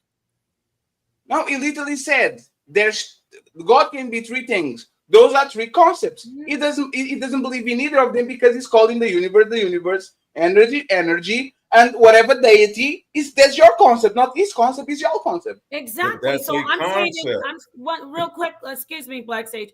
When you just said the furry unicorn, yes. I say my concept from all that I've processed the data of the furry unicorn. I believe that the furry unicorn, from seeing the data, whether it's anecdotal information that I would share with you. I was walking through the forest. This furry animal came up to me and it had a horn on its head. It was only one. So I from that data, from my consciousness, from me seeing it, yes. I believe that this animal is a furry unicorn. Okay. Now, I go around telling people about the furry unicorn, and I tell them all the things that I build this. I start building a concept of it. Yes. This furry unicorn of the forest. Don't you know? It's there. It stays by the water. I have that concept, right? I come to you and I say, I have a furry unicorn concept because I believe that there's a furry unicorn, and this evidence is why. Like how we showed you the little divination stuff with Genesis. Okay, so then you look at me and say, "I've never seen that," right? Right? You never seen it. I never got proof is more accurate. You never got the information, right? Proof. So you're now in the conversation of the furry unicorn. You've never seen the information, the data. So you form a belief based on that. And your belief is that there is no furry unicorn. No, there's not. The belief is this. You know what's funny? Y'all are so used to talk with these kind of atheists that are stuck on the same place and can be eating them out all the time, that when you got people that actually are flexible and mobile, you keep trying to put us on a peg that we didn't choose to be. Like, you are not going to peg us into a square. Like, we're not going to do it. We are saying, I don't believe in the unicorn with the furry thing. It's not that might not exist. It might exist somewhere. We just don't have proof. We just don't have proof of aliens. We don't have proof of God. Like, this is what we're saying. It's not that the furry unicorn doesn't exist. You want to pin us there because it's the only way that you can go on offense, and because we don't stand there and we keep moving and saying we don't say that, you keep doing that shit. No, that's fine. So why keep doing that? That's your concept. You came to me with that concept. I say I never saw it, so I don't believe it because there's no tangible evidence that this exists. I'm not denying your information. I'm just saying there's no proof. So we're actually agreeing. Did you want? I'm gonna let Black Sage go. No, actually, what you just said is what I'm saying. So what you said is that he said it doesn't exist. Black Atheist rants. If you had to put yourself in a place where God definitely doesn't exist, or I don't have sufficient evidence to believe in God, which one would you pick? Again, and like I was saying earlier, there are gods that we know 100% people made up. Those gods, we know they made up. Now, when it comes to the universe, nobody knows how the universe got here. So I will tell you out my mouth, I have no idea how all this came to be. But what I can say is I know that humans make up stories. They make up gods. I know that. So there are gods that I know don't exist, and there are gods that I can't even have an opinion on because they're just giving the universe a nickname. So I'll go on record and tell you I know for a fact Zeus, Asclepius, Mithras, Serapis, Dionysus, those are not real. We can go through history and show you where they made it up. Now, when it comes to the universe, hey, brothers and sisters, hey, y'all got that one. If you call in the universe God, your God is real. So you can have that. I'm gonna play this video. I appreciate you all being here. I know it's been a while. I took 3 hours out of your evening, but it is interesting. I want to show you something. And somebody was like in the chat saying, this is my word of the day. I like the topic of consciousness because it helps us understand what, Fatty, you were agreeing with me, whether you knew it or not. I don't believe in consciousness. No. Listen, okay, you don't have to believe, but my point is what you said previously. You said, I have my concept of God is not yours because you haven't seen it, so you don't have that proof, so you're not going to believe like I believe. What is my concept of God? I don't know your full concept of God. So how do you prove it that my concept of God is not your concept of God? Because my concept of God, you reject it. No, I didn't. I told you to explain why you got to that concept, how you got there. Asking how you got there doesn't mean that I don't agree with your concept of God. I will accept it, so just for the sake of the conversation. If I say, "Oh, I've seen spirits, and I've had contact with actual a supernatural," I will say I accept it. Prove it. Got it. And then if I give you the proof, if I bring somebody, the only proof that I could have. If I bring someone that witnessed it with me, I'm just entertaining this because yeah, but there's no proof because witnesses lie all the time. See? No, there's not science. That proof is not having witness because witnesses lie all the time. Like witness, like human beings are liars. Human beings lie. So you bring in a person doesn't actually prove the existence of something because once again, human beings lie. Right, So, we're talking about my personal, but now let's talk about something that's being studied, and I haven't even gotten to that yet at the University of Virginia. Near-death experiences, NDEs, and past life reincarnation, right? That is actually now being studied. Dr. Grayson used to be the head of that department. Now they have objective evidence of near-death experiences that people have died and gone somewhere and come back. There is academic science is approaching this, and they've grasped it, and now they're showing proof of near-death experiences. But they didn't die, because if they died, they wouldn't come back. They did die, and then they came back. So no, they didn't. Okay. No, because I stopped breathing for 3 minutes doesn't mean that I can breathe. I was never breathless. I just stopped breathing. If I do, does that prove that like I can't breathe? No, like there's no in brain life. activity, no heart activity, no electricity, no. No. Your body never goes like literally. Your cells are still moving on your body. Your body is like days after there's energy inside of your body. Your body is decomposing. There's things inside of your body that keep moving. Your bowel movement, the gases, and all those things. They're still in you even after you die. Yeah, but that's not your life. That's not your life force. That's the flat line measures what your art.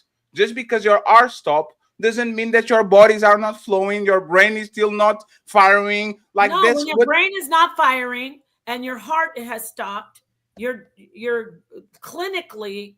I get what you're saying. Why are you saying clinically? Because that's what death is. I actually subscribe to that. I'm a thanatologist and I'm a death doula. So yes, it takes a while for the body to completely be in a state of rigor mortis. But I'm not talking about that. I'm talking about the life force, which is the pulse, the brain activity, what we consider what electricity is going on in your body. That's what I'm talking about. Right. So, go ahead, Black Sage, and I want to play this video for y'all, and then we can close out because you've been here for a minute. Yeah, play the video. I mean, but you're absolutely right. People don't understand when you talk about death scientifically or clinically. That's just when there's no more brain activity. Oh, so now y'all believe in science. All of a sudden, y'all believe in science. Well, first of all, I can take you offline and I can show you my background. I used to be a nurse, so I'll show you that. I can tell that I can tell. So at the end of the day, when you talk about what's clinically dead, that's a lack of brain activity. Your heart, that's why you have people who can be on breathing apparatuses and their body is still breathing, but they're clinically dead. Right. They have no brain activity. That's when they say pull the plug, because the body can still be functioning off of a machine with assistance or even on its own. But once they're clinically dead, no brain activity, then you're officially dead. Can you be brain dead and still have a pulse? Yes. So you're not dead. Yes, you are dead. What the hell are you doing? You're not dead yet. You're not dead yet. yet. A pulse is only because your heart is still pumping blood. So you are still alive, right? We're not talking about that part, though. No, you're not. If your brain dead, you're dead. And so your heart my brain is dead, but blood. my body's pumping and my Let me explain something to you. Yes, let me explain something to you. Have you ever seen a chicken with his head cut off? We're not chicken. Yeah, that's what I thought. The nervous system works the same. Oh, wow. No. But the chicken is going to fall in seconds, right? It doesn't matter. Oh, it doesn't matter? It's still dead. It has no head, but the body's still moving. So I just want to make sure that we have the same concept, right? No, it's no, it's fine. It's fine right now. It's fine. So you are telling me, like, for example, the Jesus thing is what I call come back from the dead, right? If that was true, that he died and then 3 days later, ta-da, right? I would call it, this is the true definition of coming back from the dead. Do we have any case remotely? I'm not even asking for 3 days. Let's go with 13 hours. A little nap, I go take a shower, I go eat something, I come back. Oh my God, he came back from the dead. Do you have any case recorded in the history of science that actually shows a person coming back from the dead after 12 hours, 1 day? Like Yeah, at least? actually, there's some information that I can look up. I don't know specifically though that amount of time, but for a long period of time. And let's not forget that I get what you're saying, because we have made great advances with resuscitation. However, before the resuscitation takes place, people are considered clinically dead. And with that understood, there is an experience that takes place that has been documented by Dr. Grayson, and this is at the he's formerly at the University of Virginia. So let's just stay right there. You know what I'm saying? Before the resuscitation is a success, there is a point. Even Dr. Sam Parnia, he does also research on NDEs, near-death experiences, and again, people are considered dead if you don't resuscitate them, and they have had an experience during that time. But can I please play this video? You can respond to that, and then I know you guys been here a while. You can respond to that, but I want to play the video after this. Play the video. Yeah. Is that okay, everybody? All right. This video is an actual philosophical experiment about consciousness and the physicality of evidence that is right there, that is objective. And is that all we need? Is that all that we should rely on? Right? Okay, so we got that preface. Let's look at this video. Imagine a brilliant neuroscientist named Mary. Can you see it? Mary lives in a black and white room. She only reads black and white books, and her screens only... Imagine a brilliant neuroscientist named Mary. Mary lives in a black and white room. She only reads black and white books, and her screens only display black and white. But even though she has never seen color, Mary is an expert in color vision and knows everything ever discovered about its physics and biology. She knows how different wavelengths of light stimulate 3 types of cone cells in the retina, and she knows how electrical signals travel down the optic nerve into the brain. There, they create patterns of neural activity that correspond to the millions of colors most humans can distinguish. Now imagine that one day Mary's black and white screen malfunctions and an apple appears in color. For the first time, she can experience something that she's known about for years. Does she learn anything new? Is there anything about perceiving color that wasn't captured in all her knowledge? Philosopher Frank Jackson proposed this thought experiment, called Mary's Room, in 1982. He argued that if Mary already knew all the physical facts about color vision, and experiencing color still teaches her something new, then mental states, like color perception, can't be completely described by physical facts. The Mary's Room thought experiment describes what philosophers call the knowledge argument, that there are non-physical properties and knowledge which can only be discovered through conscious experience. The knowledge argument contradicts the theory of physicalism, which says that everything, including mental states, has a physical explanation. To most people hearing Mary's story, it seems intuitively obvious that actually seeing color will be totally different than learning about it. Therefore, there must be some quality of color vision that transcends its physical description. The knowledge argument isn't just about color vision. Mary's Room uses color vision to represent conscious experience. If physical science can't entirely explain color vision, then maybe it can't entirely explain other conscious experiences either. For instance, we could know every physical detail about the structure and function of someone else's brain, but still not understand what it feels like to be that person. These ineffable experiences have properties called qualia, subjective qualities that you can't accurately describe or measure. Qualia are unique to the person experiencing them, like having an itch, being in love, or feeling bored. Physical facts can't completely explain mental states like this. Philosophers interested in artificial intelligence have used the knowledge argument to theorize that recreating a physical state won't necessarily recreate a corresponding mental state. In other words, building a computer which mimicked the function of every single neuron of the human brain won't necessarily create a conscious computerized brain. Not all philosophers agree that the Mary's Room experiment is useful.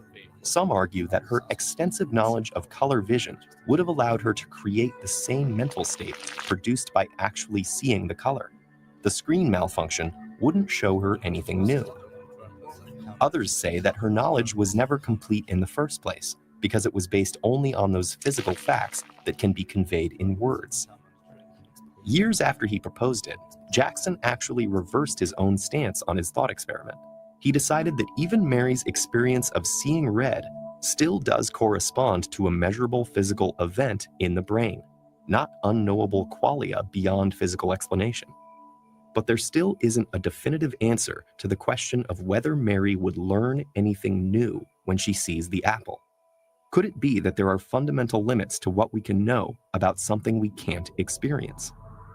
And would this mean that there are certain aspects of the universe that lie permanently beyond our comprehension? Or will science and philosophy allow us to overcome our mind's limitations?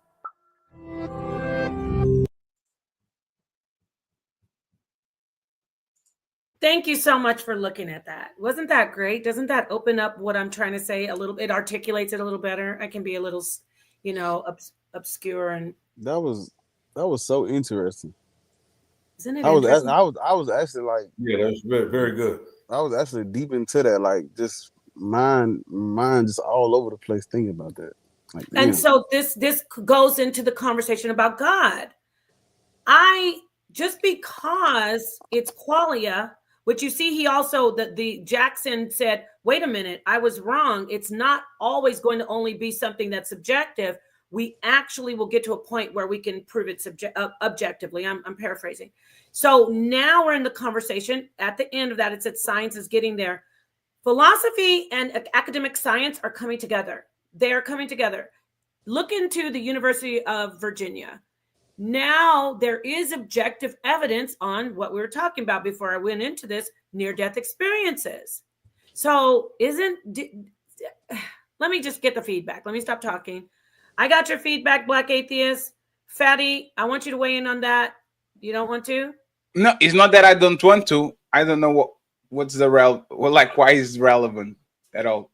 Well, because did you see that I can never at this point tell you, well, Fatty, this is what God is, because I can go in all the books. You see how it was so much class? Yes, you can.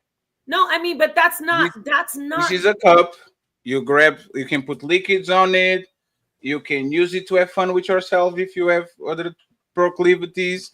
You can spit on it. You can piss on it. I can explain what something is. I can give you not the concept. I can listen. This is a mouse. Use it to control the arrow on your computer. You can definitely explain me what you mean by what you believe in. You can definitely do it. You just don't do it because for whatever reason, it sounds like you don't have a solid, grounded explanation of what you believe in. It sounds like it's very abstract things connected with things that are written on books, written by humans, connecting to consciousness that we can prove because we don't have machines to actually do it, connected to beliefs. Like it's a bunch of like things that you string along and you put it together and you put it on a backpack and you start walking. I'm not disregarding what you feel or your concept. I'm just saying that is so abstract that I can't even talk with you on a serious way and analyze it because it's a bunch of something and it's a bunch of nothing. But it's my person. Listen, I believe in an omniscient, omnipresent, all-powerful, omnipotent, all-knowing, omniscient, omnipresent, everywhere God. But see, I'm not taking the time to really go into that because if you notice, those conversations aren't what we're supposed to talk about. What we're supposed to discuss is what we saw on the vein of consciousness. I can explain to you all day the fuzzy, what'd you say, the fuzzy furry unicorn god. Yes. It won't matter. It'll waste So explain me what consciousness is for you. Consciousness does not just exist in the brain. It is being aware of your surroundings, and it is also being aware not just your surroundings, but also it is being aware of things that are not tangible. Like consciousness is being aware of this is me, of a spirit realm, that it's there. Me being able to realize the data or the information that interacts with me in my life experience. That's consciousness that I interact with, I should say, in my Can life. that be your brain just doing pranks on you, making illusions, making you see visions like most of human beings in the history of mankind have had when they eat shrooms, when they're on psychedelics, when they go to sleep and have dreams? Can that just be your brain firing up some things on your brain and you see stuff? Like it can be that? You can definitely be having delusions and psycho how do you say psychotic episodes, and seeing things that aren't there. You could do that. You could be having. If I give you a bunch of mushrooms, you might have out of body experience that a lot of people that are, like you said, on those near death experience, you say that they are manifest. Like your brain is a very interesting organ that we can explain exactly what it does, but like, what is the difference between you having a brain that does a lot of things and make you feel a lot of stuff, to make you see a lot of stuff, and consciousness? Like, what would be the difference between both? What's the difference between consciousness? You can still have consciousness if you're having if you're taking psychedelics. No. What will separate? What will separate your brain and the things that it does and consciousness? Like, what separates one from the other? Your brain isn't separate from consciousness.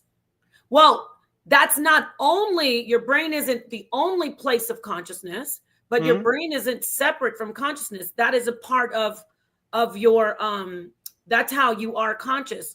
Not the only way, but you can't separate it, so to speak. Not from my perspective. Can you have consciousness without having a brain? Yes. So you said we can separate them.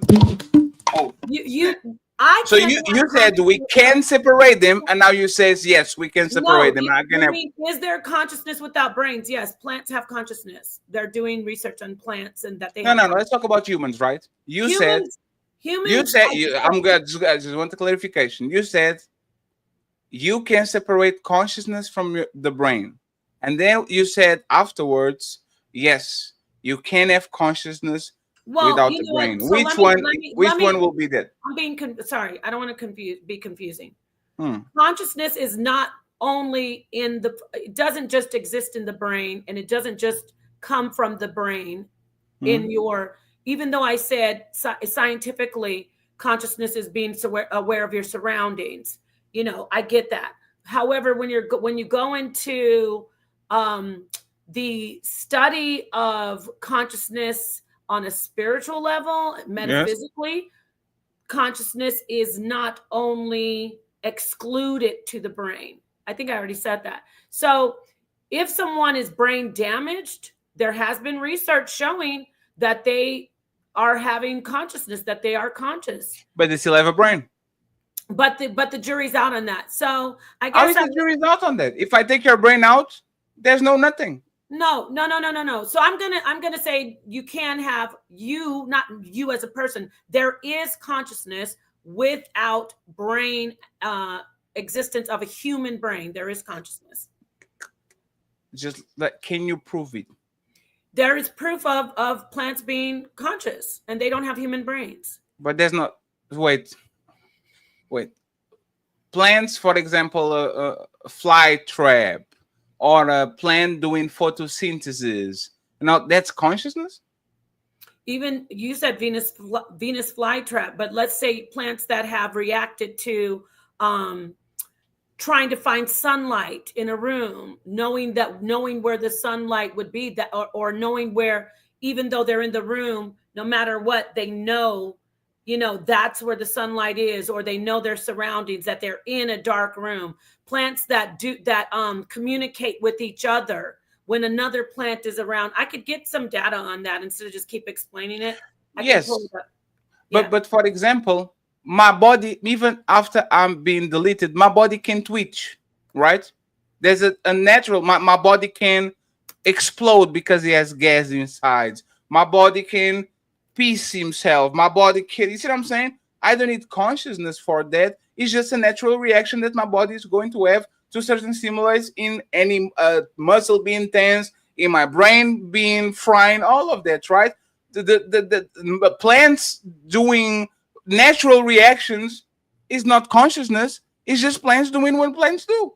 There's nothing to do with consciousness at all. They were programmed to do that. Okay, well, like I said, I'm just going to quickly pull this article. I haven't read it. When I said the jury's still out, there's research being done. There are people studying this. So let me pull this up and read this article. I'm not going to read the whole thing, but I haven't looked at it. I just grabbed it. So let's see here. Okay. Plants, are they conscious? Could French bean plants really be consciously controlling their growth? The idea of plants being capable of making conscious decisions is a controversial one, but a new study involving climbing French beans suggests the concept may be beginning to take root. What was the experiment? Researchers based at the Minimal Intelligence Lab at the University of Murcia, Spain, and the Rotman Institute of Philosophy in London, Canada, placed 20 potted French bean plants in the center of cylindrical booths. The plants were either alone or accompanied by a garden cane planted into the ground 30 centimeters away. The scientists then used time-lapsed photography to track the movements of the plants until the tip of the shoots made contact with the canes. They found that the shoots would grow along more predictable paths in the presence of the canes, almost as if they could sense them in their vicinity and adjust their growth patterns as a response. Does this demonstrate conscious intent? Some plants respond to their environments by, for example, curling their leaves up when touched or enclosing and digesting their prey. You just said Venus flytrap. The basic mechanism of these responses have been well studied, but addressing the more philosophical questions, such as whether or not the plants intelligently choose to execute such actions, is much more recent idea. While not claiming that the experiment proves once and for all that plants can and do act with conscious intent, the Rotman Institute of Philosophy's Dr. Vincent Raja, one of the authors of the study, says it does show that beans in the experiment were doing more than simply responding to external stimuli. I could keep reading that, but I'll just drop the link in the chat. So, last question. Can you have consciousness without having a sense of self? Oh, I never. wow. That's another thing that sounded interesting to me. I got to look into that because I just never heard nothing about that. Come over here and talk to me, even though Daddy's trying to break my spirit down. I'm staying strong on this. No, just kidding. I'm just kidding. No, this is good. This is good conversation. This is the information that, although I appreciate the patience of very many people, if it seemed like convoluted and confusing, it's fine. Power is just talking, but I will actually Go ahead. Can you be conscious without having a sense of self? That's a great question. I have to think about that. I would instinctively, I want to say no, but then you know what? That's something that I'd have to, can you be conscious without having a sense of self? Yes. Like, do the trees know I'm a tree? Hear me roar. Roar. right? Does I would they? say you can't. You have to have first. You would have to first have a sense of self before you have a sense of anything outside of you. So So you think like a leaf as or a tree or a bamboo? Like, do you think they have a sense of self? you wouldn't you? Yeah, because wouldn't you have to know this is the center of what I'm of all that I'm experiencing. All the stimuli comes into this center, like the nucleus, like the center of the cell. So you would have to be that center. And I think so that's a great question, and I'm going to answer right now. Yeah, you have to have a sense of self to be conscious. And you believe that like grass, like an individual strain of grass knows I'm grass, and to be or not to be, there's the question: what am I? What am I doing on this planet? What do I need to do to grow? Do you think leaves, like you kind of brought up plants and all that, do you think a plant that I put on my window, right, as a notion, as a sense of self, as consciousness? Okay. From the study that you just saw, from what you saw, what's going on with about plants, there's a basic self-realization. Yes. However, when you said to be or not to be, that's an evolved consciousness into a different type of intelligence. And that goes into the expensive tissue hypothesis that I've spoken about before. And the expensive tissue hypothesis is about how we our brains start to did grow and expanse, like exponentially. Our brains grew 60% when we started eating meat and different types of, and forming a different type of diet with meat at the center. Our brains actually got bigger and our guts got smaller. Stay with me. So then our consciousness really, really fine-tuned and evolved, the human consciousness. So a blade of grass, I from my research, is not equal to human consciousness, but there is still consciousness, though. We'll talk about this later. Yes, we have spent a lot of time on this. Oh, I know there. Listen, I appreciate you coming over. I would love to have you have this more of this conversation. I would like for you to go ahead and say your final words. I'm going to go around. Hopefully, Black Sage, he's been here. I know you guys are on the East Coast, and you're over in Portugal. So let me let you close out, and then I'll go to Black Atheist, and then Black Sage. I'll let you have the final word. Thank you so much. Thank you for being here. Go ahead, Fatty. This man has an old studio and streaming from his car. I thought he was homeless. Look at you, Black. Nice to meet you, brother. I got the studio, man, but I ain't had no service. I don't know what was going on. I appreciate you, man. Thank you very much. And I'll say this, okay? To all the people watching, Napa is a friend of the show. The link is on the title and is on the description, the original video. So go ahead, subscribe. So you come in on our space, so we're going to our space. I just want y'all to prove that y'all are the roughest, the toughest, the meanest environment. Because Fatty is from Fight Club, and there's no way. If Black Sage is the worst that you get, Napa, y'all going to be in serious trouble when you get the elite people that I have for y'all. So I appreciate the invite. Thank you very much. Fatty, why would we beat up a guest when they first come in? I told Black Sage. This is my second time. I'm waiting. What is the time? Is the third one? The fourth one? Just let me know, because I want to. We gotta let you come all the way in. We can't just let you stand at the door. You're in the foyer right now. I will bring a helmet, but I'm trying to understand what the toughest environment is about. I still didn't experience, but I can't wait. Like, this is supposed to be the roughest roller coaster in the planet, and I didn't even get my belly, like the dropping feeling. Butterflies. So I want to know that. So Nepal, next time you invite me, make sure that we have what we have. I'm going to close the stream. Okay, right now he's going to redirect to Nepal. Come to the side, like the video, so we can move along. Okay. Thank you, Black Sage, for proving me once again that y'all are not debaters. We will definitely we will definitely wreck y'all as soon as we have the opportunity. And once again, thank you to the lovely Nepal for having me. I appreciate you, Black Atheist. I'll follow you on TikTok to see what you got, brother. I appreciate y'all. All right, And that peace. goes. Thank you so much, And Fatty. We'll Fatty. see you soon. We will Signing see out. you all in Peace. the Untouchable Empire very Thank you soon. very much. Thank you. Black Atheist, thank you so much for coming in. Don't be a stranger. I want to invite you back because I like that you were interested in no, I'm serious. Like, I like that you were interested in the information. At least you have an open mind. A lot of atheists don't. So peace and respect to you. Go ahead, brother. Close out and let us know your final thoughts and where people can see you. Yeah. So before I close, 30 seconds. I don't really follow a lot of other atheists because I don't really like their style or approach. But I will say I am a sponge and I am still learning, and I do read a lot of books and stuff.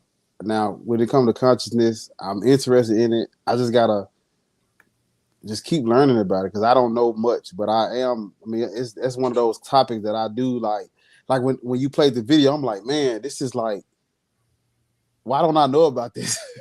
Right. So it's interesting. I like it. To close, yeah. So Black Atheist Rants on all platforms, YouTube, TikTok. I go live on TikTok almost every day. So that's where I mainly talk about religion and God. So I'm live on TikTok at Black Atheist Rants. You can find me on YouTube at Black Atheist Rants and Instagram at Black Atheist Rants. Type it in. I'm gonna be the first one to pop up. Yeah, I appreciate y'all for having me on.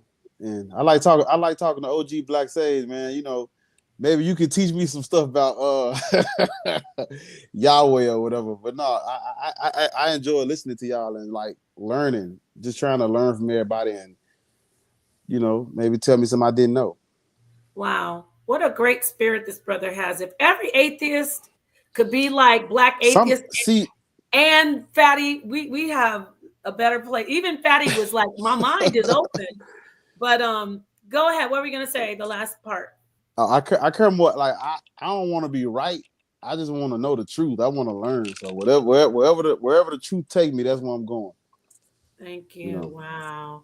You heard that, Black Sage? Peace to you, brother. Don't be a stranger. I have your email, so whenever we do a build, I'll get in touch with you, or Sonetta will get in touch with you ahead of time. You have a great evening. Thank you so much for adding. All right. Perfect.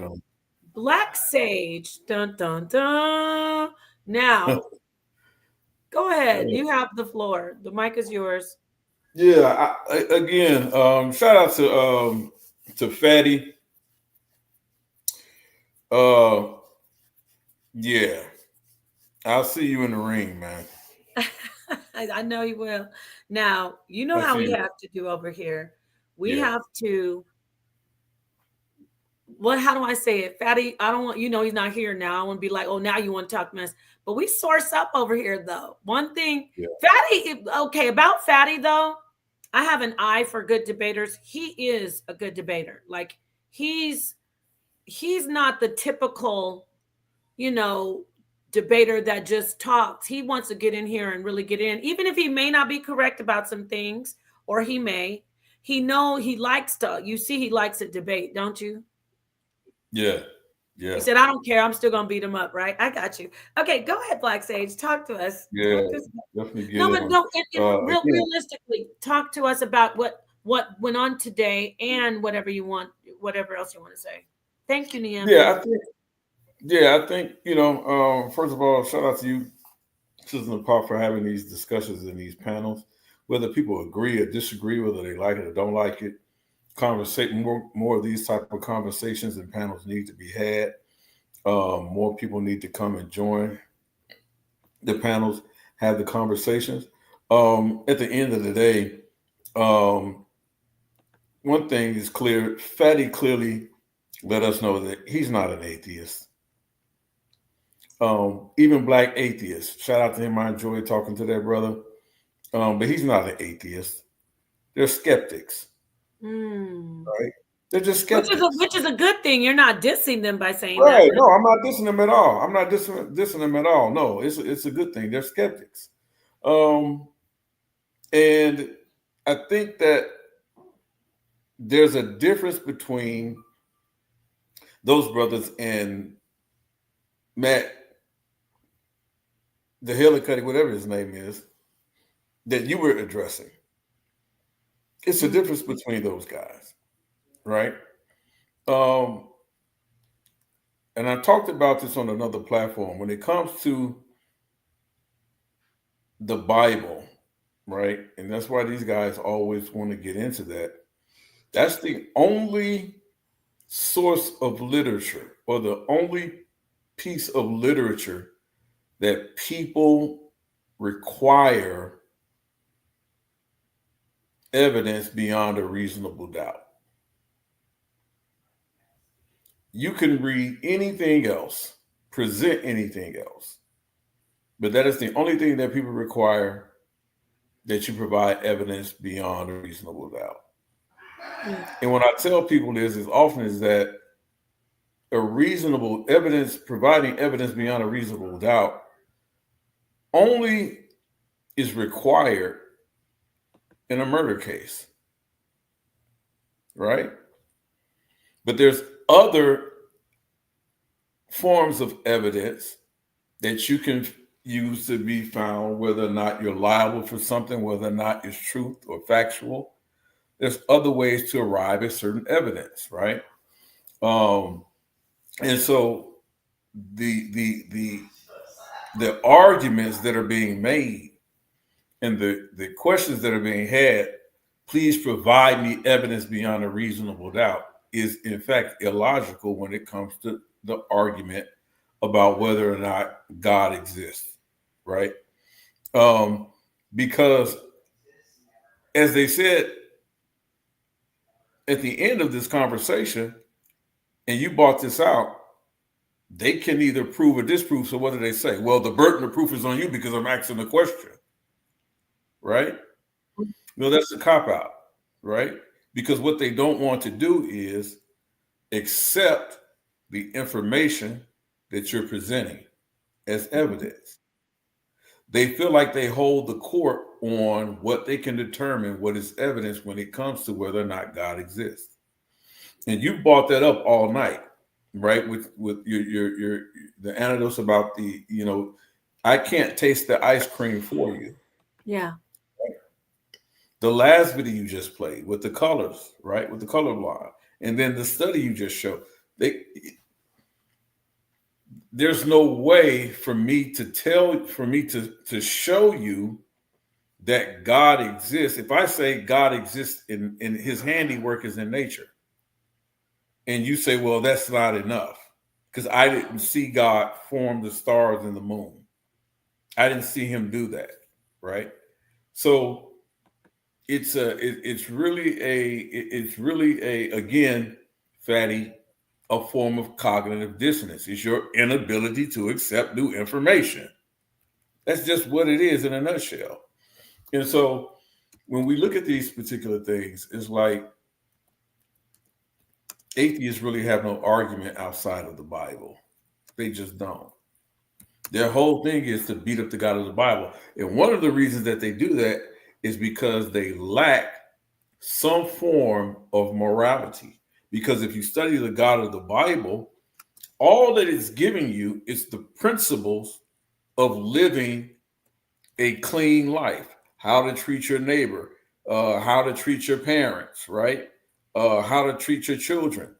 Outside of that, the only thing that exists is the dogma, right? Right. So I don't ascribe to much of the dogma that exists in the Bible because it's only used to present a truth, to teach a truth. Right. Thank you. Excuse me. I'm not trying to. Yeah, no, go right ahead. Can you turn your camera or no? Nah. Yeah, that's cute. And Yeah, this me. Kids, this listen, me. I'm not going to be up here long, but I did see you ask for the link. So Fatty said to Google the definition. I think he said of cognitive dissonance. So I will do that right now. And then Keeble, is there something you wanted to say? Because I did drop the link for you, even though you've been on your channel calling me a dumb broad and things like that. But Who told you that? Brother, I've been watching you. It's okay. Let's not get into that. But I just want to show you that I can put out kindness and sisterly, That's crazy. cordial behavior So, towards me. so you've been manning this show and also simultaneously watching my show? No. I'm saying in the past. Were you live streaming this? No, what I'm saying is I never said you was a dumb broad, like But just anyway, what would you openly. like to add? What would you like to add? Yeah, yeah, because I want to know where did it go, because it sounds like not sounds, but you guys had two atheists on here. What did that yield exactly when it came to the conversation that you guys were attempting to have or did have? Like, what did that yield exactly? We wanted to get. They were actually different atheists than you are. They were more How like. so? Well, they didn't say absolutely 100% no, nothing. There's nothing you can say that will ever show that there is an existence of God. And they said they haven't experienced it yet. And so, when we presented information to them, they never once tried to be condescending, like Matt Delahunty and you. They never tried to equate the belief in a God with an intelligence level like you do often. Oh, okay. So that's how they're different. But is there something that you wanted to add? Because you asked for the link. Would you like to add something? Yeah, that was part of what I wanted to get into, is like, what did that actually yield? I can go through it myself, but I wanted to ask you. I'm sure you will, and all the trolls will be in your chat cheering you on. But is that all you wanted to do? Is just ask what did it yield? Yeah, but you ain't even let me finish. You asked me the same question twice. If you don't remember. Yeah, because I want to see if there's something you'd like to add that is worth adding. So you don't want me to speak? Is that what it is? Quite frankly and honestly, if you're going to get up here and troll like what you do best, no, I don't want you to speak. But if you really want to add to the build, I let you in. So is there anything you'd like to add? Whether it's against what I said or for what I said, is there anything of substance that you'd like to add besides trying to get an let me get this clip and go over here and call her all kinds of dummies? Is there anything you'd like to add worth really talking about? Yeah, I would like to add a few things, but You're not unfortunately, going to ruin the stream, are you? why would I? You're asking me a lot of questions and you're not allowing me to speak. So, number one, I wasn't on my stream calling you a dummy. That's not what I do. Number two. You were, but I don't care. Okay, well, if you don't care, it shouldn't be something. This isn't about you and me. I made the statement. Is there anything about what we talked about tonight? That's what I'm trying to suss out. I'm trying to figure out what you. I'm trying to figure out what you guys were talking about so I can attempt to add. But if you don't want to do that, that's cool. Like, I let you in. were you in the midst? Were you in the midst of shutting down the stream and was that what it was? No, I dropped the link for you. You're here. So obviously I want you to, I'm giving you the opportunity to add. Yeah, but I want to add, but I'm also asking questions. Go ahead. All right. So what were you guys talking about specifically when it came to, because I was listening from the beginning, but I also had my own show that was planned. So I understand you had one brother who said he's from a different part of the world. He was an atheist. You had Bar on here. He was an atheist. But what I'm asking is, like, what became of that and what was the conversation? Because what you said was they weren't like I was. So I wanted to try to suss out more of that to try to figure out what that was about. Well, that's for you to do on your own. I can't suss it out for you. I can't give you an answer. Oh, Cube, this is what you should understand about that. You do what you do, look at it, and take what you will. I mean, there's nothing I can't guide you. It's interesting. This is what this now. You're the type of atheist that I was talking about. You want me to understand or explain the entire bill to you. You're capable as an intelligent, conscious being of watching it and deducing what you deduce from it. You will do that.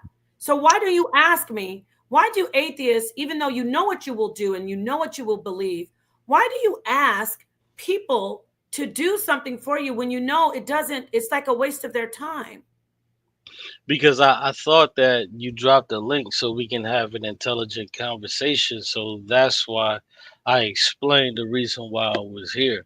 But We are if you don't, I am having an intelligent conversation with you.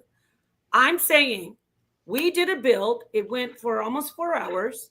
We okay. talked about a lot of things. Out of that build, you said you watched some of it. Is there anything you'd like to pick out from there and discuss? Yes, this Go is ahead. this is what I'm asking you though.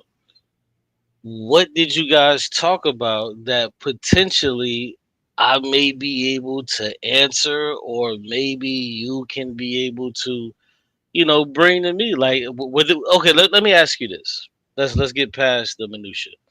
Were there some things that you were asking atheists that imparted themselves onto the channel tonight? That you were asking them questions that maybe they couldn't answer? Did that ever happen? First off, that wasn't the right context because I wasn't asking them their belief in God. So they couldn't impart themselves because I didn't ask them their belief in God.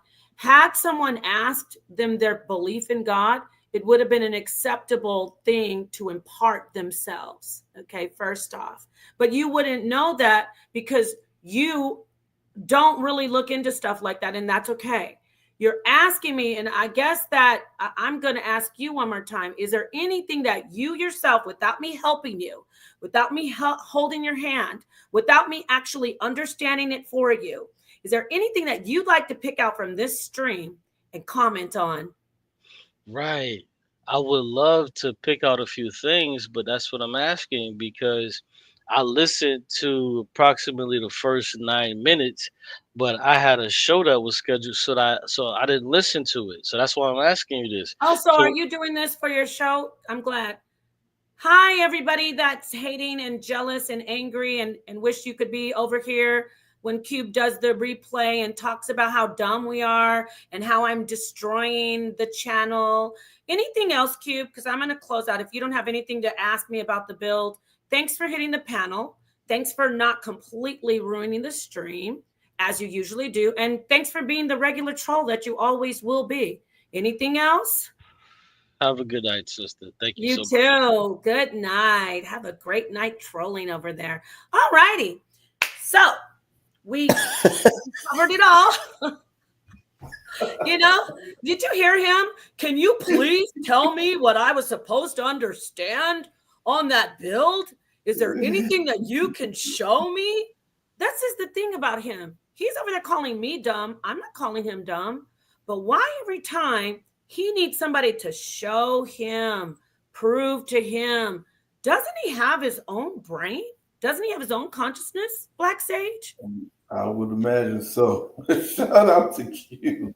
Yeah, shout out to Cube. Have fun talking about me for 50 hours on your channel. When notice, I didn't disrespect him. Did I call him dumb?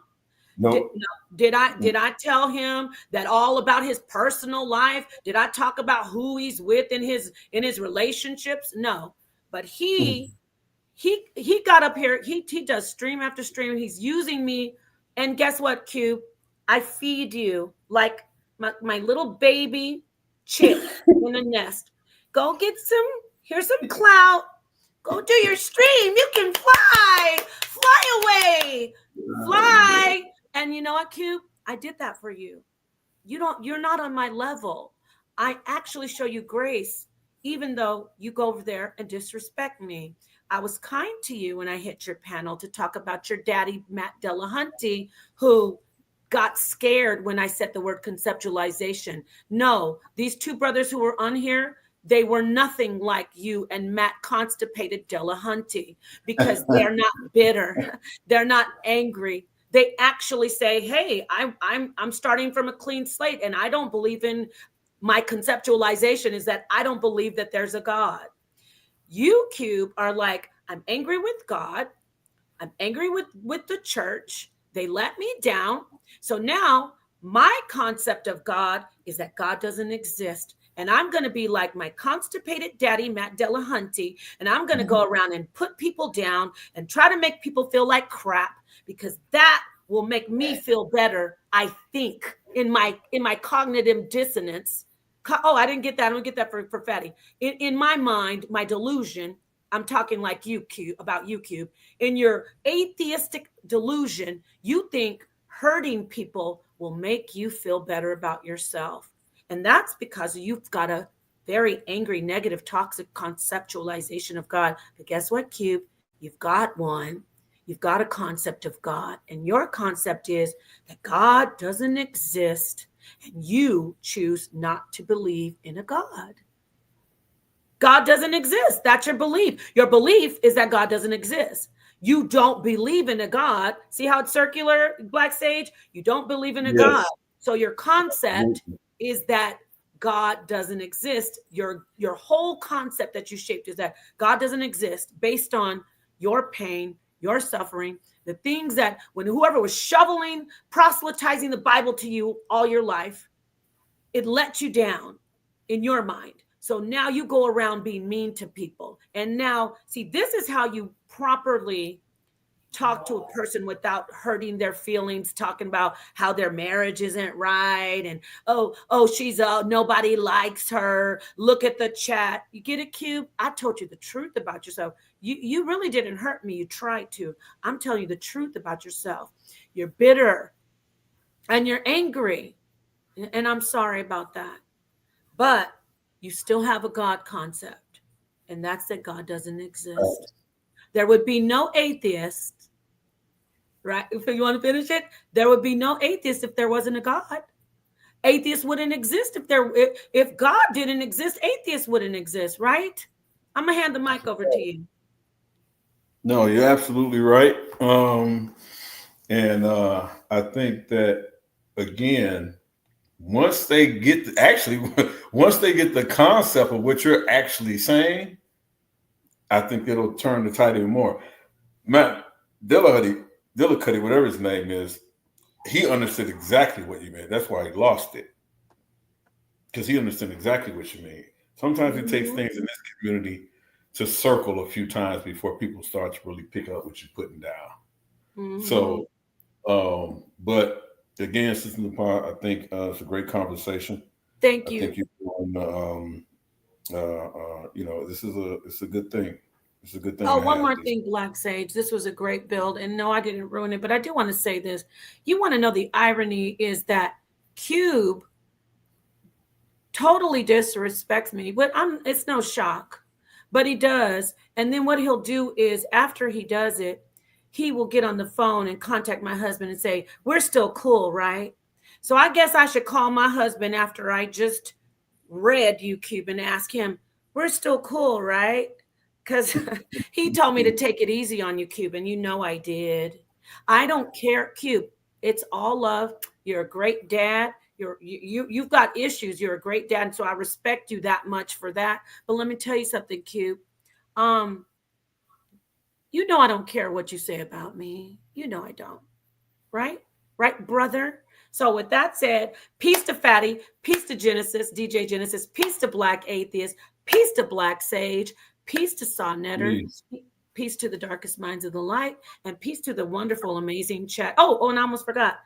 Peace to the bitter, sad, toxic atheists. I hope you get not the ones that were on the panel tonight, and not even Anka Cat. He's not a bitter atheist. He was supposed to join us, but I appreciate him and respect him as an atheist because of his mindset too. I really wanted to talk to him. He has a great concept about African spirituality and tradition, even though he doesn't have a belief. So refreshing to know that there are people like that out there who still may be atheists, but they're not bitter, right? They're not toxic. Like Matt Constipated Dillahunty. All right, I said enough. Let me go ahead and end this stream before I get in more trouble, because you know I'm going to get in trouble, but I don't care. It felt good. Peace to the darkest minds.